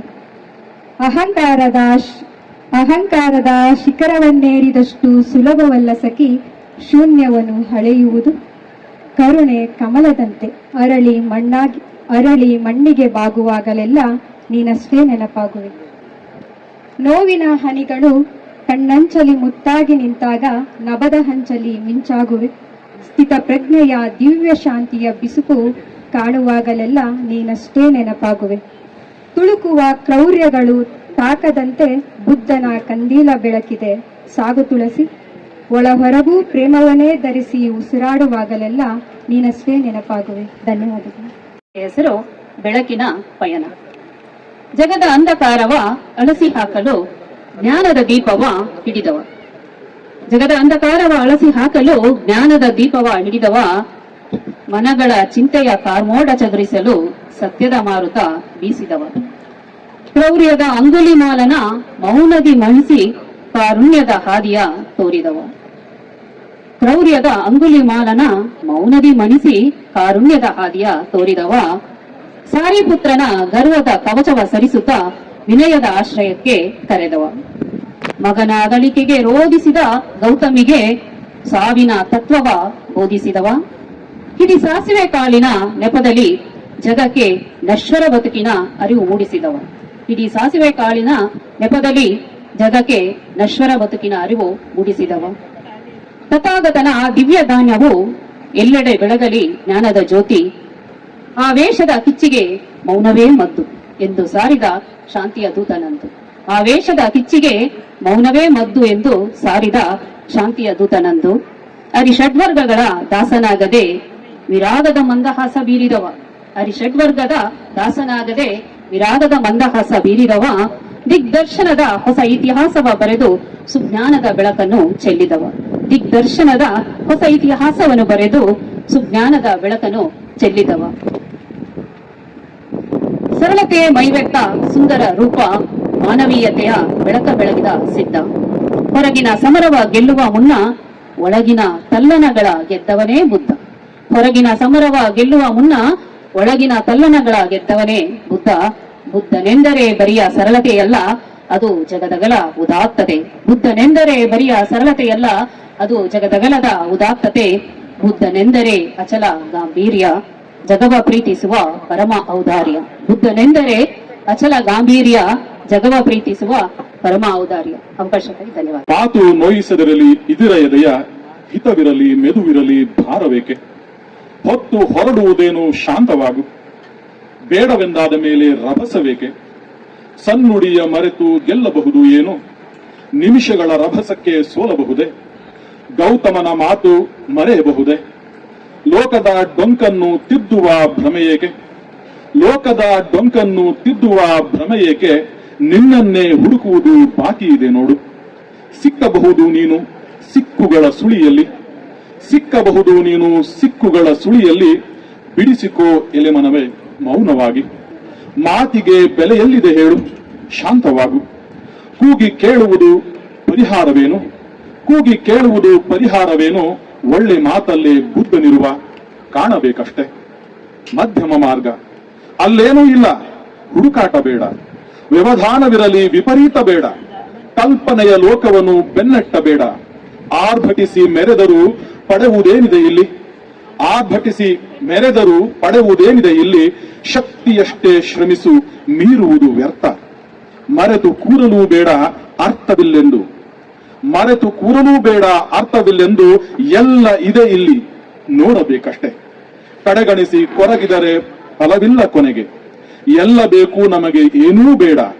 ತುದಿಗಳೆರಡನ್ನೂ ಬಿಡಿ ಹೊಸ ಮಾರ್ಗ ಹುಡುಕು. ತುದಿಗಳೆರಡನ್ನೂ ಬಿಡು ಹೊಸ ಮಾರ್ಗ ಹುಡುಕು.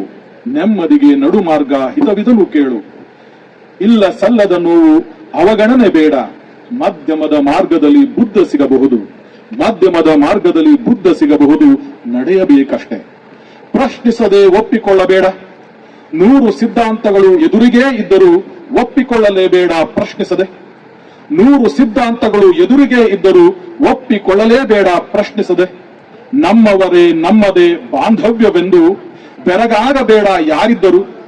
ಕೇಳಿದ ಮಾತುಗಳು ಹಿತವೆಂದು ಮೆಚ್ಚಿ ಬೆಚ್ಚಗೆ ಬಿಸಿಯಾಗಬೇಡ. ಕಾಂತವಾದರೆ ಮರುಳು ಎಚ್ಚರಿಕೆ ಇರಲಿ. ಕಾಂತವಾದರೆ ಮರುಳು ಎಚ್ಚರಿಕೆ ಇರಲಿ. ಒಪ್ಪಿಕೊಳ್ಳುವ ಮುನ್ನ ಅರಳಬೇಕು. ಉರಿಯುವ ಮಾತುಗಳು ಉಳಿದಿರಲಿ ಅಲ್ಲೇ. ಇಲ್ಲಿ ಎಲ್ಲರೂ ನಮ್ಮವರೇ ಯಾರೂ ಅಲ್ಲ. ಇಲ್ಲಿ ಎಲ್ಲರೂ ನಮ್ಮವರೇ ಯಾರೂ ಅಲ್ಲ.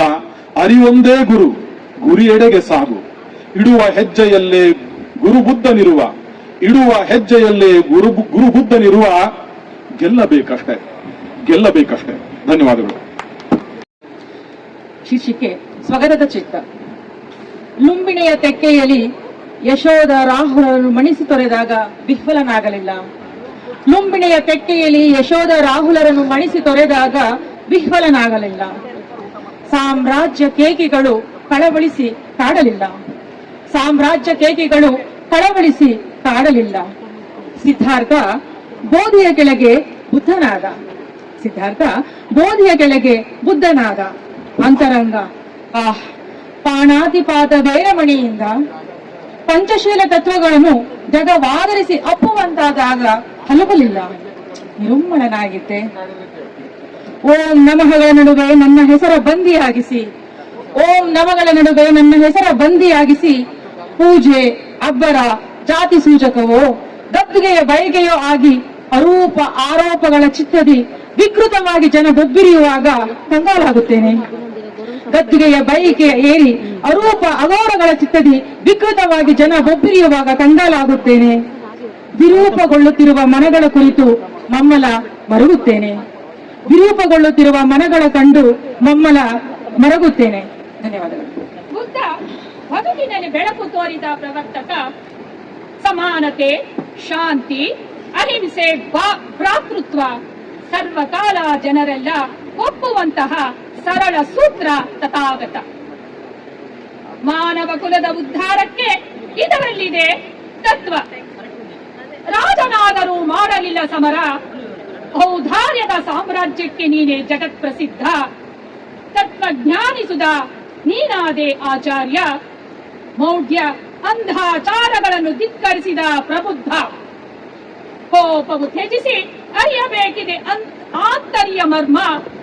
ಇಹ ಬರದ ಸತ್ಯ ಸತ್ಯತೆಯನ್ನು ಅರುಗಿದ ಜಗಕ್ಕೆ ಅಂದು ಅಸಮಾನತೆ ಜಾತೀಯತೆ ಕಿತ್ತೆಸೆದು ಜೀವನದ ತೇರಿನಲ್ಲಿ ನೋವು ನಲಿವುಗಳೆರಡು ಸಮವಾಗಿ ಕಾಣು ಎಂದು. ಆಧ್ಯಾತ್ಮ ಬೇರು ಮೌನದಲ್ಲಿ ಅಂತರಂಗದಲ್ಲಿ ಸಾಧಿಸಿ ಪ್ರತಿ ಜೀವಿಯಲ್ಲಿ ಕರುಣೆ ತೋರಿಸಿ ಕ್ಷಮಾ ತತ್ವ ಅಳವಡಿಸಿ ಅಹಂಕಾರಿಯಾಗಿ ಚಿತ್ತ ಸ್ಫೂರ್ತಿಯಲ್ಲಿ ಮನವನ್ನು ಬೆಳಗಿಸಿ ಎಂದ. ಮನುಜ ಧಾನವತೆ ಮರೆತು ಶಾಂತಿ ಮಂತ್ರ ಜಪಿಸಿ ಬರಡು ದೂತ ಹೃದಯಗಳಿಗೆ ಒಂದಿಷ್ಟು ಪ್ರೇಮಧಾರೆ ಎರೆಯಿಸಿ.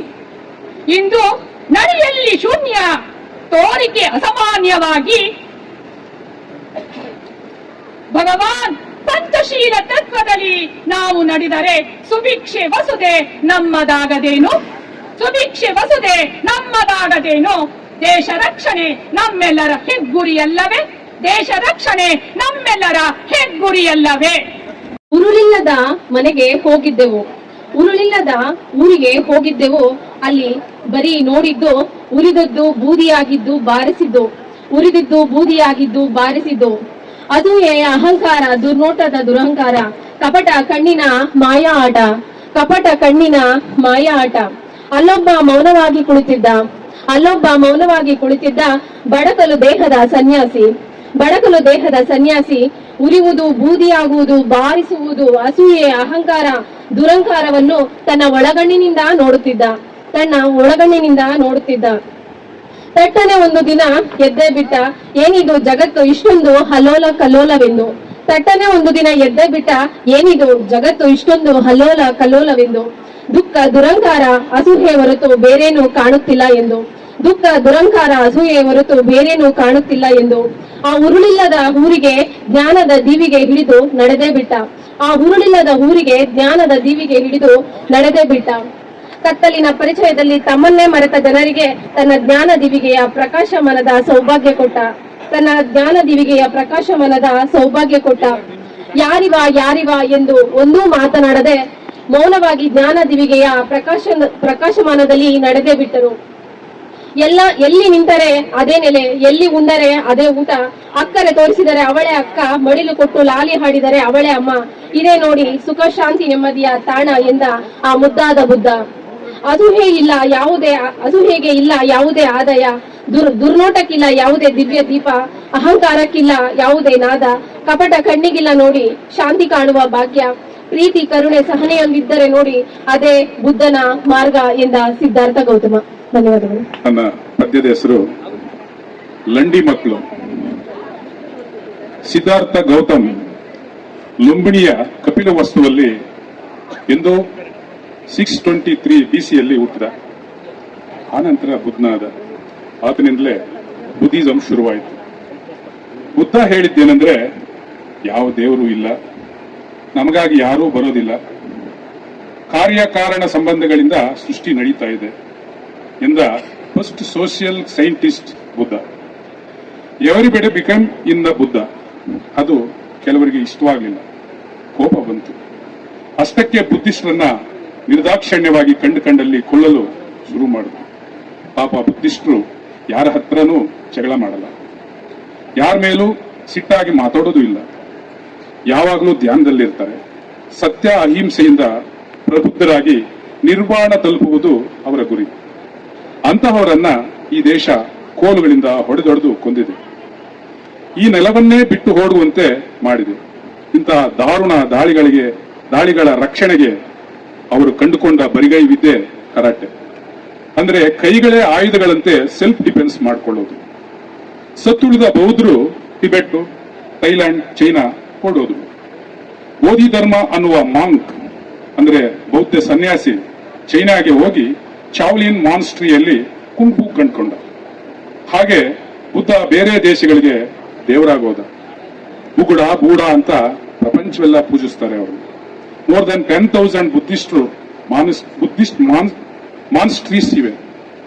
All over the world Buddhism practice ಮಾಡ್ತಿರೋ ಮಾನ್ಸ್ ಎಷ್ಟೋ ಮಂದಿ ಇದ್ದಾರೆ.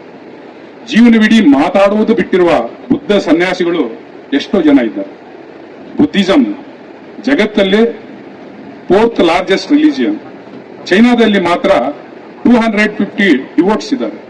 ಥೈಲ್ಯಾಂಡ್, ಕಂಬೋಡಿಯಾಗಳಲ್ಲಿ 90% ಬುದ್ಧಿಸ್ಟ್ ಇದ್ದಾರೆ. 1963ರಲ್ಲಿ ಅಂದುಕೊಂಡ್ರು, this is a power of Buddhism. ನಾವುಗಳು ಬುದ್ಧನನ್ನ ಬಳಸಲ್ಲ, ಓನ್ಲಿ ಬುದ್ಧನ ಗೊಂಬೆ ಚಿತ್ರಪಟಗಳನ್ನ ಬಳಸ್ತೀವಿ ಅಷ್ಟೇ. ಮಸಾಜ್ ಪಾರ್ಲರ್ಗಳಲ್ಲಿ, ವಾಟರ್ ಫೌಂಟೈನ್ ಪಕ್ಕದಲ್ಲಿ, ಹಾಲ್ಗಳಲ್ಲಿ, ಟಿವಿ ಪಕ್ಕದಲ್ಲಿ ಬುದ್ಧ ಲಾಫಿಂಗ್ ಬುದ್ಧನನ್ನ ಇಟ್ಕೊಳ್ತೀವಿ. ಏತಕ್ಕೆ ಅಂತ ಕೇಳಿದ್ರೆ ಪೀಸ್ಗಾಗಿ ಅಂತೀವಿ. ಬುದ್ಧಿಸ್ಟರ ತಲೆಗಳನ್ನು ಕೊಚ್ಚಿದ ದೇಶ ನಮ್ದು.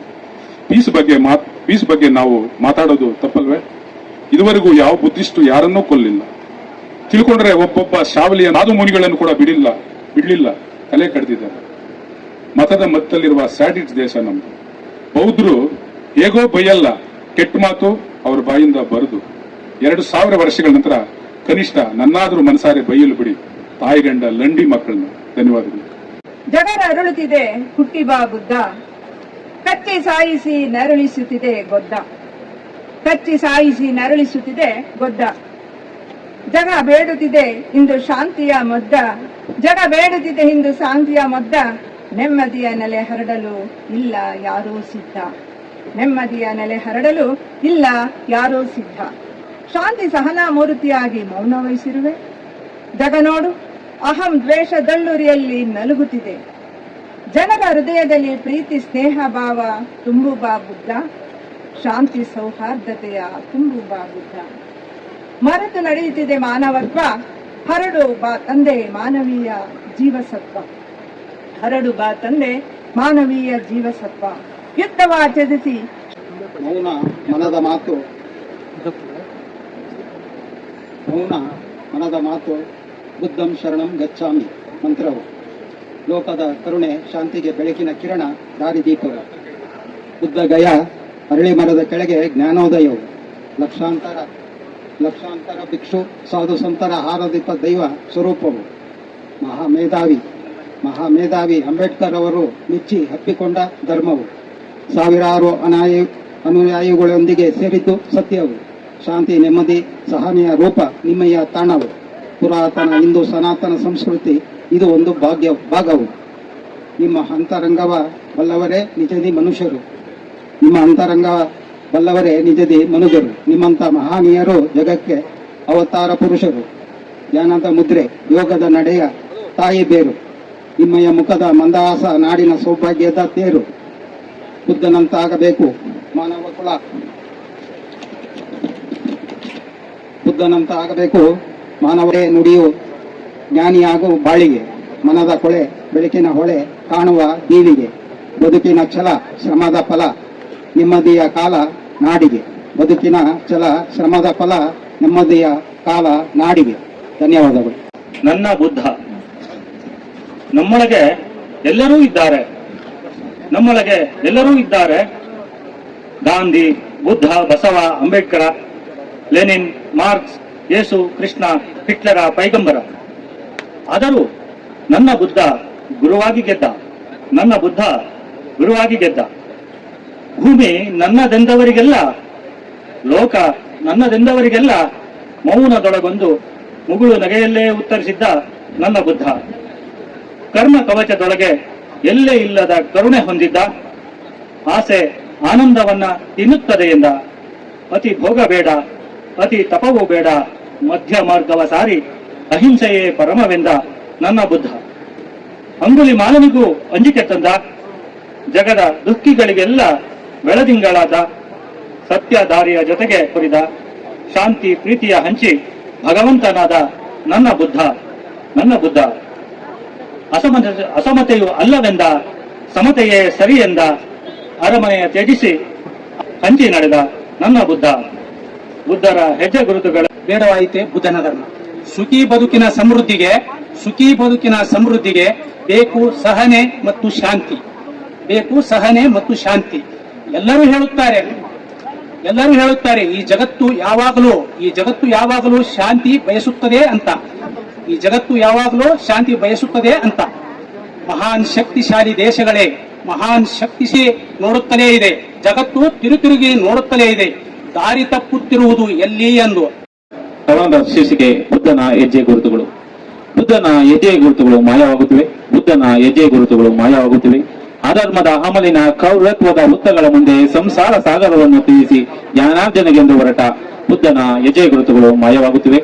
ಮನುಷ್ಯತ್ವ ಸತ್ತು ಹೋಗಿದೆ. ಆಸ್ತಿಗಾಗಿ ಒಡೆದಾಟ, ಹೋರಾಟ, ಸ್ವಾರ್ಥ ಬದುಕಿಗಾಗಿ ಸೆಣಸಾಟ, ಕೂಗಾಟ, ನಿಸ್ವಾರ್ಥ ಮರೆತ ಜನರೆದುರು ಆಸೆಯೇ ದುಃಖಕ್ಕೆ ಮೂಲ ಎಂದು ಸಾರಿದ ಬುದ್ಧನ ಹೆಜ್ಜೆ ಗುರುತುಗಳು ಮಾಯವಾಗುತ್ತಿವೆ. ಬುದ್ಧನ ಹೆಜ್ಜೆ ಗುರುತುಗಳು ಮಾಯವಾಗುತ್ತಿವೆ. ಹಕ್ಕಿಗಾಗಿ ಅನ್ನದಾತರ ಆಕ್ರಂದನ ಜೊತೆಯಲ್ಲಿ ಅನ್ಯಾಯವನ್ನು ತೋಗಿ ತಪ್ಪಿತಸ್ಥರು ಜಯದ ಕೇಕೆ ಹಾಕುವ ನಾಡಲಿ ಸತ್ಯದ ಬೀಜ ಬಿತ್ತಿದ ಬುದ್ಧನ ಹೆಜ್ಜೆ ಗುರುತುಗಳು ಮಾಯವಾಗುತ್ತಿವೆ. ಸತ್ಯದ ಬೀಜ ಬಿತ್ತಿದ ಬುದ್ಧನ ಹೆಜ್ಜೆ ಗುರುತುಗಳು ಮಾಯವಾಗುತ್ತಿವೆ. ದುಡ್ಡಿನ ಹಮಲು, ನಶೆಯೇರಿದ ಅಫೀಮಿನ ಮತ್ತು ಕಾಮದ ಜ್ವಾಲಾಗ್ನಿ ತುಂಬಿದ ಜನರೆದುರು ಜಗದ ಉದ್ಧಾರಕ್ಕಾಗಿ ನಡೆದ ಬುದ್ಧನ ಹೆಜ್ಜೆ ಗುರುತುಗಳು ಮಾಯವಾಗುತ್ತಿವೆ.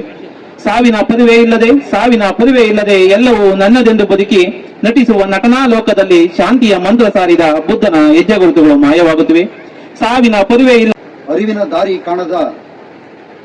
ದಾರಿ ಕಾಣದ ಮುಗ್ಧ ಜನತೆಗೆ ನಂಬಿಕೆ ದಾರಿ ತೋರಿದ ಮಹಾಪುರುಷ ಗೌತಮ ಬುದ್ಧ. ಅರಿವಿನ ದಾರಿ ಕಾಣದ ಮುಗ್ಧ ಜನತೆಗೆ ನಂಬಿಕೆ ದಾರಿ ತೋರಿದ ಮಹಾಪುರುಷ ಗೌತಮ ಬುದ್ಧ. ಮೌಢ್ಯಗಳೇ ತುಂಬಿ ನರಳಾಟದಲ್ಲಿ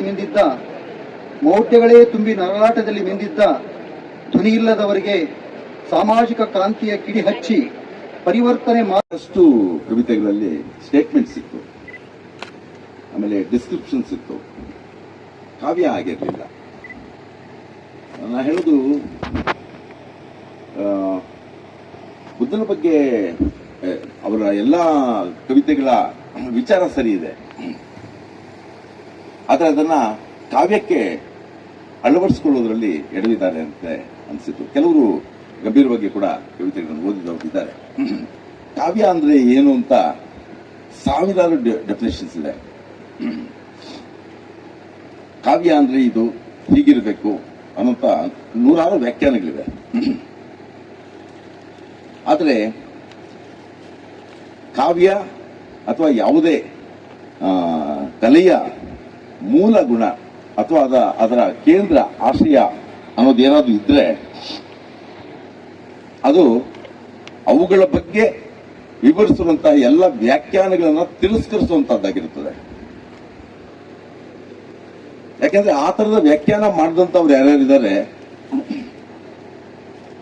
ಅವರೆಲ್ಲರ ಸೀಮಿತ ಗ್ರಹಿಕೆಯ ವ್ಯಾಖ್ಯಾನಗಳವು. ಯಾಕಂದ್ರೆ ಕಾವ್ಯ ಆಗ್ಲಿ ಯಾವುದೇ ಕಲೆ ಆಗ್ಲಿ ಪರಿಪೂರ್ಣ ಅಲ್ವೇ ಅಲ್ಲ. ಬುದ್ಧನ ಬಗ್ಗೆ ಕವಿತೆ ಬರೆಯೋದಕ್ಕೆ ಮುಂಚೆ ನೀವು ಜನ್ ಒಡಪುಗಳನ್ನು ಓದಿದ್ರೆ ಬೌದ್ಧ ಕಾವ್ಯ ಹೇಗಿದೆ, ಅದರ ಸ್ವರೂಪ ಎಂಥದ್ದು ಅಂತ ಗೊತ್ತಾಗ್ತಿತ್ತು. ಕನಿಷ್ಠ ಚೈನಾದ ತಾವೋಯಿಸಂನ ದಾವದ ಜಿಂಗ್ ಅನ್ನುವಂಥ ಪುಸ್ತಕ ಇದೆಯಲ್ಲ, ಅದನ್ನು ಓದಿದ್ರು ಕೂಡ ನಿಮಗೆ ಒಂದು ರೀತಿಯಲ್ಲಿ ಬೌದ್ಧ ಕಾವ್ಯ ಯಾವ ಸ್ವರೂಪದ್ದು ಅನ್ನೋದು ಗೊತ್ತಾಗ್ತಾ ಇತ್ತು. ಹಾಗಾಗಿನೇ ಕಾವ್ಯ ಅನ್ನುವಂಥದ್ದು ಅನಂತವಾದದ್ದು. ಕಾವ್ಯ ಪ್ರಯೋಗದಲ್ಲಿ ಪ್ರತಿ ಸಾರಿ ಕೂಡ ಒಂಥರ ಕ್ರಿಯೇಟಿವ್ ಟೆನ್ಷನ್ ಅನ್ನೋದು ಸೃಷ್ಟಿಯಾಗ್ತಾ ಹೋಗೋದ್ರಿಂದ ಅದು ಕಾವ್ಯ ಅನ್ನುವಂಥದ್ದು ನಿತ್ಯ ನೂತನವಾದದ್ದು ಅಂತ. ಈ ಸ್ಟೇಟ್ಮೆಂಟ್ಸು ಅಥವಾ ಡಿಸ್ಕ್ರಿಪ್ಷನ್ಸ್ ಅಂತ ನೀವು ಕಾವ್ಯದಲ್ಲಿ ಬರೆದು ಏನು ಓದ್ತೀರಿ, ಸೊ ಅದ್ರ ಬದಲು ಲೇಖನನೇ ಬರಿಬಹುದು. ಯಾಕೆ ಕಾವ್ಯವೇ ಬೇಕು? ಸೊ ಕಾವ್ಯಕ್ಕೆ ಅದರದ್ದೇ ಆದಂತಹ ಏನೋ ನಿಯಮ ಇದೆಯಲ್ವಾ, ಅದಕ್ಕೆ ತಕ್ಕ ಹಾಗೆ ಅದನ್ನು ಕಾವ್ಯಕ್ಕೆ ಒಗ್ಗಿಸಬೇಕು ಅಂತಲೇ ನನಗನ್ಸೋದು. ಕೆಲವು ವಿಚಿತ್ರವಾದಂತಹ ಹೇಳಿಕೆಗಳನ್ನು ಕೂಡ ಕಾವ್ಯದ ಬಗ್ಗೆ ನಾವು ಗಮನಿಸಬಹುದು. ಈ ಕಾವ್ಯ ಕಟ್ಟುವಂತ ಸೃಜನಶೀಲ ಕ್ರಿಯೆ ಅನ್ನೋದರ ಹಿಂದೆ ಒಂದು ವಿಶೇಷ ಮನಸ್ಥಿತಿ ಇರುತ್ತೆ ಅಂತ ಮನೋವಿಜ್ಞಾನಿಗಳು ಹೇಳ್ತಾರೆ. ಯಾವುದೇ ರೀತಿಯ ತಲ್ಲಣದಲ್ಲಿ ಕಾವ್ಯ ಹುಟ್ಟಿದ್ರು ಕೂಡ ಅದು ಹುಟ್ಟುವ ಮತ್ತು ತಲುಪುವಂತಹ ಎರಡೂ ತುದಿಗಳಲ್ಲೂ ಒಟ್ಟಾರೆಯಾಗಿ ಒಂದು ನೈತಿಕತೆ ಅನ್ನೋದಿರಬೇಕು, ಜೀವದನಿ ಕೇಳಿಸೋ ಹಾಗಿರ್ಬೇಕು ಅಂತ ಅನ್ಸುತ್ತೆ. ಇದು ವ್ಯಾಖ್ಯಾನ ಅಲ್ಲ, ಕೇವಲ ಒಂದು ಸಾಮಾನ್ಯ ವಿವೇಕದ ಗ್ರಹಿಕೆ ಅಂತಲೇ ನಾನು ತಿಳ್ಕೊಂಡಿದ್ದೀನಿ.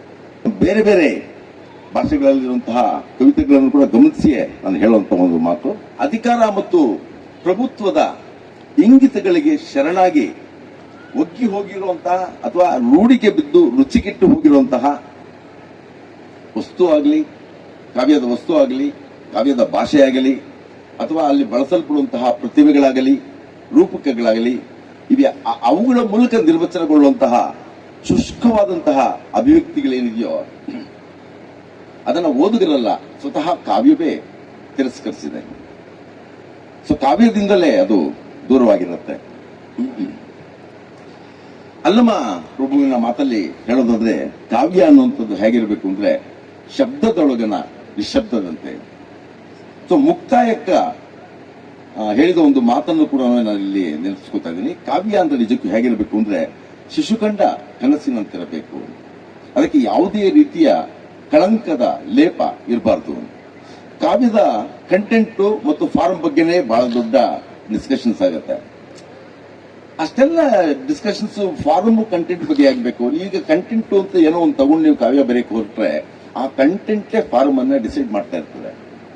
ಈಗ ಬೆಳಕಿದೆ, ಬೆಳಕಲ್ಲಿ ನೀವು ಕಂಟೆಂಟ್ ಯಾವುದು, ಫಾರಂ ಯಾವುದು ಅಂತ ತೋರಿಸಿ, ಎರಡೂ ಒಂದೇ. ಸೊ ಹಂಗೆ ಕಂಟೆಂಟು ಮತ್ತು ಫಾರಂ ಅನ್ನುವಂಥದ್ದು ಅಥವಾ ವಸ್ತು ಮತ್ತು ಆಕಾರ ಅವು ಪರಸ್ಪರ ಬೆರೆತೋಗಿರ್ತವೆ.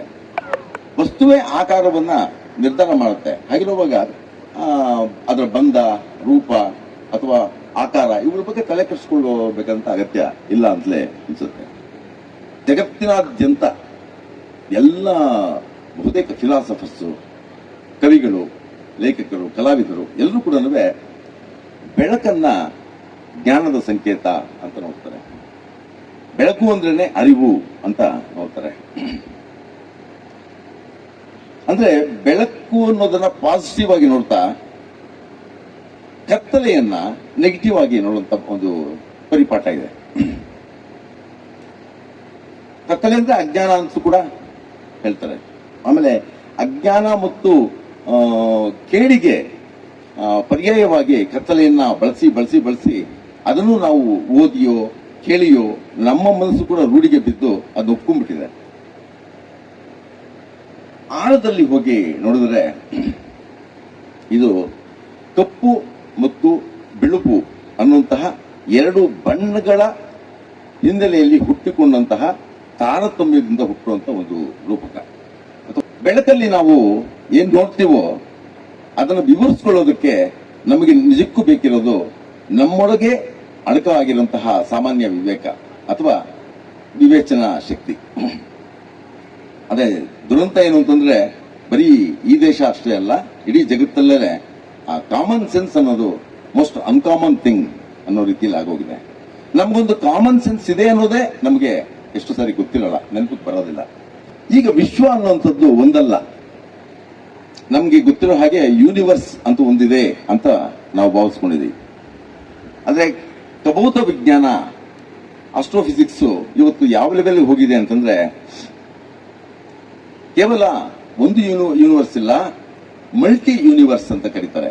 ಇವತ್ತು ಮೇ 1 ಕಾರ್ಮಿಕ ದಿನಾಚರಣೆ, ಬುದ್ಧ ಪೂರ್ಣಿಮೆಯ ದಿನ. ನಾವಿಲ್ಲಿ ಕೋಲಾರದ ಈ ವಿಶ್ವವಿದ್ಯಾಲಯದಲ್ಲಿ ಕವಿಗೋಷ್ಠಿ ಮಾತಾಡ್ತಿದ್ದೀವಿ.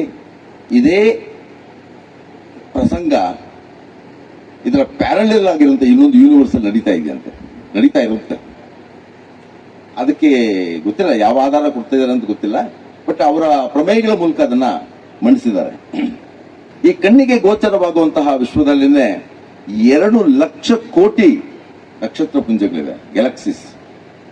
ಸೊ ಒಂದೊಂದು ಗ್ಯಾಲಕ್ಸಿಯಲ್ಲಿ ಕೋಟ್ಯಾಂತರ ನಕ್ಷತ್ರಗಳಿವೆ.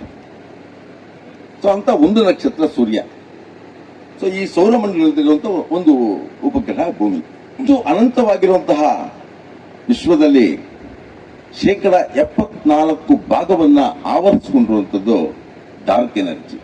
24% ಭಾಗ ಡಾರ್ಕ್ ಮ್ಯಾಟರ್. ಸ್ವಲ್ಪ ಭಾಗದಲ್ಲಿ ಮಾತ್ರವೇ ವಸ್ತು ಇರೋದು. ವಸ್ತು, ಅನಿಲ, ಆತರ ಏನ್ ಬೇಕಾದ್ರೂ ನಾವು ಅನ್ಕೋಬಹುದು. ಅದು ನಕ್ಷತ್ರ ಆಗಿರ್ಬೋದು, ಗ್ರಹ ಆಗಿರ್ಬೋದು, ಗ್ಯಾಲಕ್ಸಿಗಳಾಗಿರ್ಬೋದು, ಅವೆಲ್ಲ ಕೂಡ 2%. ಯೂನಿವರ್ಸ್ ಅಥವಾ ಮಲ್ಟಿವರ್ಸ್ ಅಲ್ಲಿ 98% ಭಾಗ ಡಾರ್ಕ್ ಮ್ಯಾಟರ್, ಡಾರ್ಕ್ ಎನರ್ಜಿನೇ ಆವರಿಸಿಕೊಂಡಿರೋದ್ರಿಂದ ಮಲ್ಟಿವರ್ಸ್ ಅನ್ನುವಂಥದ್ದು ಕಗ್ಗತ್ತಲು, ಸಂಪೂರ್ಣ ಕಗ್ಗತ್ತಲು. ನೋಡಿ, ಈಗ ಕತ್ತಲು ಇರೋದ್ರಿಂದಲೇ ನಿಮಗೆ ಅಮಾವಾಸ್ಯೆ, ಬೆಳದಿಂಗಳು, ನಕ್ಷತ್ರಗಳು, ಹುಣ್ಣಿಮೆ, ಚಂದ್ರ ಇವೆಲ್ಲ ಕಾಣ್ಲಿಕ್ಕೆ ಸಾಧ್ಯ. ಒಂದು ರೀತಿಯಲ್ಲಿ ಹಂಗೆ ನೋಡಿದ್ರೆ ಬೆಳಕಿಗೋಸ್ಕರ ಕತ್ತಲು ನಿರಂತರವಾಗಿ ದುಡಿತಾ ಇದೆ. ಈಗ ಕತ್ತಲು ಇರೋದ್ರಿಂದಲೇ ನಿಮಗೆ ಹುಣ್ಣಿಮೆ, ಚಂದ್ರ ಕಾಣೋದು. ಹಗಲಲ್ಲಿ ನಿಮಗೆ ಕಾಣೋದಿಲ್ಲ ಹುಣ್ಣಿಮೆ, ಬೆಳದಿಂಗಳು ಕಾಣೋದಿಲ್ಲ. ಕತ್ತಲು ಇರೋದ್ರಿಂದ ಸೂರ್ಯನ ಬೆಳಕನ್ನ ಚಂದ್ರ ಮೊಗೆದು ನಮಗೆ ಕೊಡ್ತಾ ಇದ್ದಾನೆ. ಸೊ ಹಾಗಾಗಿ ಆ ಬೆಳಕಿನ ಚೆಲುವನ್ನ ನಾವು ಆಸ್ವಾದಿಸಲಿಕ್ಕೆ ಬಹುಮುಖ್ಯ ಕಾರಣವಾದದ್ದು, ಬಹುಮುಖ್ಯವಾಗಿ ಅದರ ಹಿಂದೆ ದುಡಿತಿರುವಂಥದ್ದು ಕತ್ತಲೇನೆ. ಹೀಗೆ ಕಾವ್ಯಕ್ಕೆ ಸಂಬಂಧಪಟ್ಟಂಗೆ, ಕಲೆಗೆ ಸಂಬಂಧಪಟ್ಟಂಗೆ ನಾವು ಒಂದು ತಮೋಮೀಮಾಂಸೆಯನ್ನೇ ರೂಪಿಸ್ಕೋಬಹುದು ಅಂತ ಕೂಡ ನನಗೆ ಅನಿಸ್ತದೆ. ಆಮೇಲೆ ಕಾವ್ಯವನ್ನ, ಕವಿತೆಯನ್ನ ಹೀಗೆ ಓದಬೇಕು ಅಂತ ಒತ್ತಾಯಿಸೋದು ಅಥವಾ ನಿಯಮ ರೂಪಿಸೋದು ಅದು ಕೂಡ ಒಂದು ಸಾಂಸ್ಕೃತಿಕ ರಾಜಕಾರಣ. ಯಾವುದೇ ಕವಿತೆಯನ್ನ ಅಥವಾ ಕೃತಿಯನ್ನ ನೀವು ಬರೆದಾದ ಮೇಲೆ ಅದು ಅಕ್ಷರ ರೂಪದಲ್ಲಿ ಸಿದ್ಧ ಆದ ಮೇಲೆ ಅದು ನಿಜವಾದ ಅರ್ಥದಲ್ಲಿ ಸಿದ್ಧವಾಗಿರೋದಿಲ್ಲ. ಓದುಗ ಆ ಕವಿತೆಯನ್ನೋ ಕೃತಿಯನ್ನೋ ಓದ್ತಾ ಹೋದಂಗೆಲ್ಲ ಅವನ ಮನಸ್ಸಲ್ಲಿ ಆ ಕೃತಿಯ ಅರ್ಥವಲಯ ಬಿಚ್ಚಿಕೊಳ್ತಾ ಹೋಗುತ್ತೆ. ಆ ಕೃತಿ ನಿಜವಾದ ಅರ್ಥದಲ್ಲಿ ಅವನ ಮನಸ್ಸಲ್ಲಿ ಕಟ್ಟಿಕೊಳ್ತಾ ಹೋಗುತ್ತೆ. ಆಮೇಲೆ ಅದೇ ಓದುಗ ಇನ್ನೊಂದಷ್ಟು ದಿನ ಬಿಟ್ಟು ಮತ್ತೆ ಅದನ್ನು ಓದಿದ್ರೆ ಅವನಿಗೆ ಮತ್ತೊಂದು ಅರ್ಥ ಸ್ಫುರಿಸಬಹುದು, ಮತ್ತೊಂದು ಅರ್ಥ ಹೊಳಿಬಹುದು. ಹಾಗೆ ಪ್ರತಿ ಓದಲ್ಲೂ ಒಂದು ಕೃತಿಯ ಅರ್ಥ ಬದಲಾಗ್ತಾ ಇರ್ತದೆ, ಭಿನ್ನ ಭಿನ್ನ ಆಗುತ್ತೆ. ಹಾಗೆ ಪ್ರತಿ ಓದುಗನಿಗೂ ಅರ್ಥ ಅನ್ನುವಂಥದ್ದು ಭಿನ್ನ ಭಿನ್ನ ಆಗ್ತಾ ಹೋಗುತ್ತೆ. ಅದನ್ನೇ ಬೀಯಿಂಗ್ ಅಂಡ್ ಬಿಕಮಿಂಗ್ ಅಂತ ಕರೀತಾರೆ. ಒಬ್ಬನೇ ಮನುಷ್ಯ ಹರಿವ ನದಿಯಲ್ಲಿ 2 ಸಾರಿ ಕಾಲಿಡಕ್ಕಾಗಲ್ಲ ಅಂದ್ರೆ ಅದರ ಅರ್ಥ ಒಬ್ಬ ಮನುಷ್ಯ ಹರಿಯುವಂತ ನದಿಯಲ್ಲಿ 1 ಸಾರಿ ಕಾಲಿಡ್ತಾನೆ, ಕಾಲಿಟ್ಟಾದ್ಮೇಲೆ ತೆಗಿತಾನೆ. ಮತ್ತೆ 2ನೇ ಸಾರಿ ಕಾಲಿಟ್ಟಾಗ ಆ ನದಿ ಮೊದಲಿನ ನದಿಯಾಗಿರಲ್ಲ, ಅಲ್ಲಿದ್ದ ನೀರು ಮುಂದಕ್ಕೆ ಹರಿದೋಗಿರುತ್ತೆ. ಹಾಗೇನೆ ಈ ಮನುಷ್ಯನ ದೇಹದೊಳಗೆ ಸಾವಿರಾರು ಜೀವಕೋಶಗಳು ಸತ್ತು ಹೋಗಿರ್ತವೆ, ಮತ್ತೆ ಸಾವಿರಾರು ಹೊಸ ಜೀವಕೋಶಗಳು ಹುಟ್ಕೊಂಡಿರ್ತವೆ. ಹಾಗೆ ಕಾವ್ಯವು ಅನ್ನುವಂಥದ್ದು ಕೂಡ ಒಂದು ರೀತಿಯಲ್ಲಿ ಹರಿಯೋ ನದಿ ಇದ್ದಾಗೆ ಓದುಗ ಅನ್ನುವಂಥವನು ಆ ಹರಿಯುವಂತಹ ಕಾವ್ಯ ನದಿಯಲ್ಲಿ ಪ್ರತಿ ಸಾರಿ ಕಾಲಿಡ್ತಾ ಇರ್ತಾನೆ. ಹಾಗಾಗಿ ಅವನು ಪ್ರತಿ ಸಾರಿ ಓದಿದಾಗ್ಲೂ ಅವನು ಪ್ರತಿ ಹೊಸ ಓದುಗ. ಸ್ಟೀಫನ್ ಹಾಕಿಂಗ್ ಅಂತ ಆತ 100 ಜನ ಮೇಧಾವಿ ವಿಜ್ಞಾನಿಗಳಿಗೆ ಒಂದು ಕ್ವಶನ್ ಕಳಿಸಿ ಅವ್ರ ಕಡೆಯಿಂದ ಉತ್ತರಗಳನ್ನ ಪಡ್ಕೊಂಡಂತೆ. ಅದನ್ನು ಸಿಂಥಸೈಸ್ ಮಾಡಿ ಕಂಪ್ಯೂಟರ್ ಮೂಲಕ ಪಡ್ಕೊಂಡ ಕೊನೆ ಉತ್ತರ ಏನು ಅಂತಂದ್ರೆ, ಇನ್ನು ಕೇವಲ 200-300 ವರ್ಷಗಳ ಒಳಗೆ ಈ ಭೂಮಿ ಮೇಲಿಂದ ಹ್ಯೂಮನ್ ರೇಸ್ ಎರೇಸ್ ಆಗೋಗುತ್ತೆ. ಮುಖ್ಯ ಕಾರಣ ನಾವೇ. ಇವತ್ತು ಬರೀ ಆಯಿಲ್ನ ಕದೀತಾ ಇಲ್ಲ, ದೇಶಗಳನ್ನೇ ಕದಿಯುವಂತ ಪ್ರವೃತ್ತಿ ಪ್ರಾರಂಭ ಆಗಿದೆ. ಯಾರೋ ಬಸ್ ಸ್ಟ್ಯಾಂಡ್ ಅಲ್ಲಿ ಹೊಟ್ಟೆಪಾಡಿಗೆ ಪಿಕ್ ಪಾಕೆಟ್ ಮಾಡೋರನ್ನ ನಾವು ನೋಡಿದ್ರೆ ಹಿಡ್ಕೊಂಡು ತದಕ್ತೀವಿ, ಹೊಡಿತಾ ಇರ್ತೀವಿ, ವಿವೇಚನೆ ಇಲ್ಲದೆ ಹೊಡೆದು ಬಿಸಾಕ್ತೀವಿ. ಆದ್ರೆ ಇಡೀ ದೇಶವನ್ನೇ ಲಪ್ಟಾಯಿಸುವಂತವ್ರನ್ನ ಕಂಡ್ರೆ ನಾವೇನು ಪ್ರತಿಕ್ರಿಯೆನೇ ಕೊಡೋದಿಲ್ಲ. ಅಷ್ಟು ಅಸೂಕ್ಷ್ಮತೆಗೆ ನಾವು ಒಗ್ಗಿ ಹೋಗಿದ್ದೇವೆ. ಸೊ ನಾಳೆ ಏನಾಗಬಹುದು ಅನ್ನೋದ್ರ ಬಗ್ಗೆ ತುಂಬಾ ಅನ್ಸರ್ಟನಿಟಿ ಇದೆ. ಇಂಥ ಆತಂಕ ತಲ್ಲಣಗಳನ್ನ ಎದುರಿಗಿಟ್ಕೊಂಡಾಗ ನಮ್ಮ ಎದುರಿಗೆ ಬುದ್ಧ ಕೂಡ ಇದ್ದಾನೆ. ಬುದ್ಧನ ಶಾಂತಿಯ ಮಂತ್ರ ಇದೆ. ಸೊ ಅದನ್ನ ಇಟ್ಕೊಂಡು ನಾವು ಕವಿತೆಗಳನ್ನ ಹೇಗೆ ಬರೀಬೇಕು ಅನ್ನೋದ್ರ ಬಗ್ಗೆ ನಾವು ನಿಜಕ್ಕೂ ಬೇರೆ ರೀತಿಯಲ್ಲಿ ಯೋಚನೆ ಮಾಡಬೇಕು ಅಂತಲೇ ಅನ್ಸುತ್ತೆ. ಕಾವ್ಯ ಹೇಗಿರ್ಬೇಕು ಅಂತಂದ್ರೆ ನಾನು ವ್ಯಾಖ್ಯಾನ ಹೇಳ್ತಿಲ್ಲ. ಅಪರೂಪದ ಹಕ್ಕಿ 2ನೇ ಸಲವೂ ಬಂತು ಅನ್ನೋ ಹಾಗೆ ಕಾವ್ಯ ಅನ್ನುವಂಥದ್ದು ಇರಬೇಕು. ಒಂದು ರೀತಿಯಲ್ಲಿ ಮನುಷ್ಯರನ್ನ ಅಹಂ ನಿರಸನಗೊಳಿಸಿ ಹೃದಯನ್ನ ವಿಸ್ತಾರಗೊಳಿಸೋ ಹಾಗೆ ಇರಬೇಕು. ಪ್ರತಿ ಮನುಷ್ಯನ ಮನಸ್ಸನ್ನು ಬುದ್ಧತ್ವದ ಕಡೆಗೆ ಕೊಂಡೊಯ್ಯೋ ಹಾಗಿರಬೇಕು ಅಂತ ಆಶಿಸ್ತಾ ನನ್ನ 2 ಮಾತು ಮುಗಿಸ್ತೀನಿ. ಸರಹಪಾದ ಅಂತ ಬೌದ್ಧ ಪರಂಪರೆಯಲ್ಲೇ ಬಂದಂತವನು. ಅದು ಸಿದ್ಧನಾಗಿಲ್ಲದಿರಲು ಸಿದ್ಧನಾಗು, ಅಭದ್ರತೆಯಲ್ಲಿ ಭದ್ರವಾಗಿರು, ನಿನ್ನ ಮನವ ಅಲಂಕರಿಸದೆ ಎದುರಾಗು,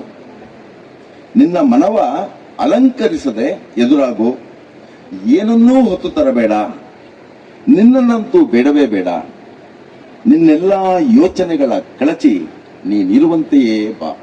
ಸಹನೆಯಿಂದ ನನ್ನ ಮಾತನ್ನು ಆಲಿಸಿದಂತ ನಿಮ್ಗೆಲ್ಲರಿಗೂ ನಮಸ್ಕರಿಸ್ತೇನೆ.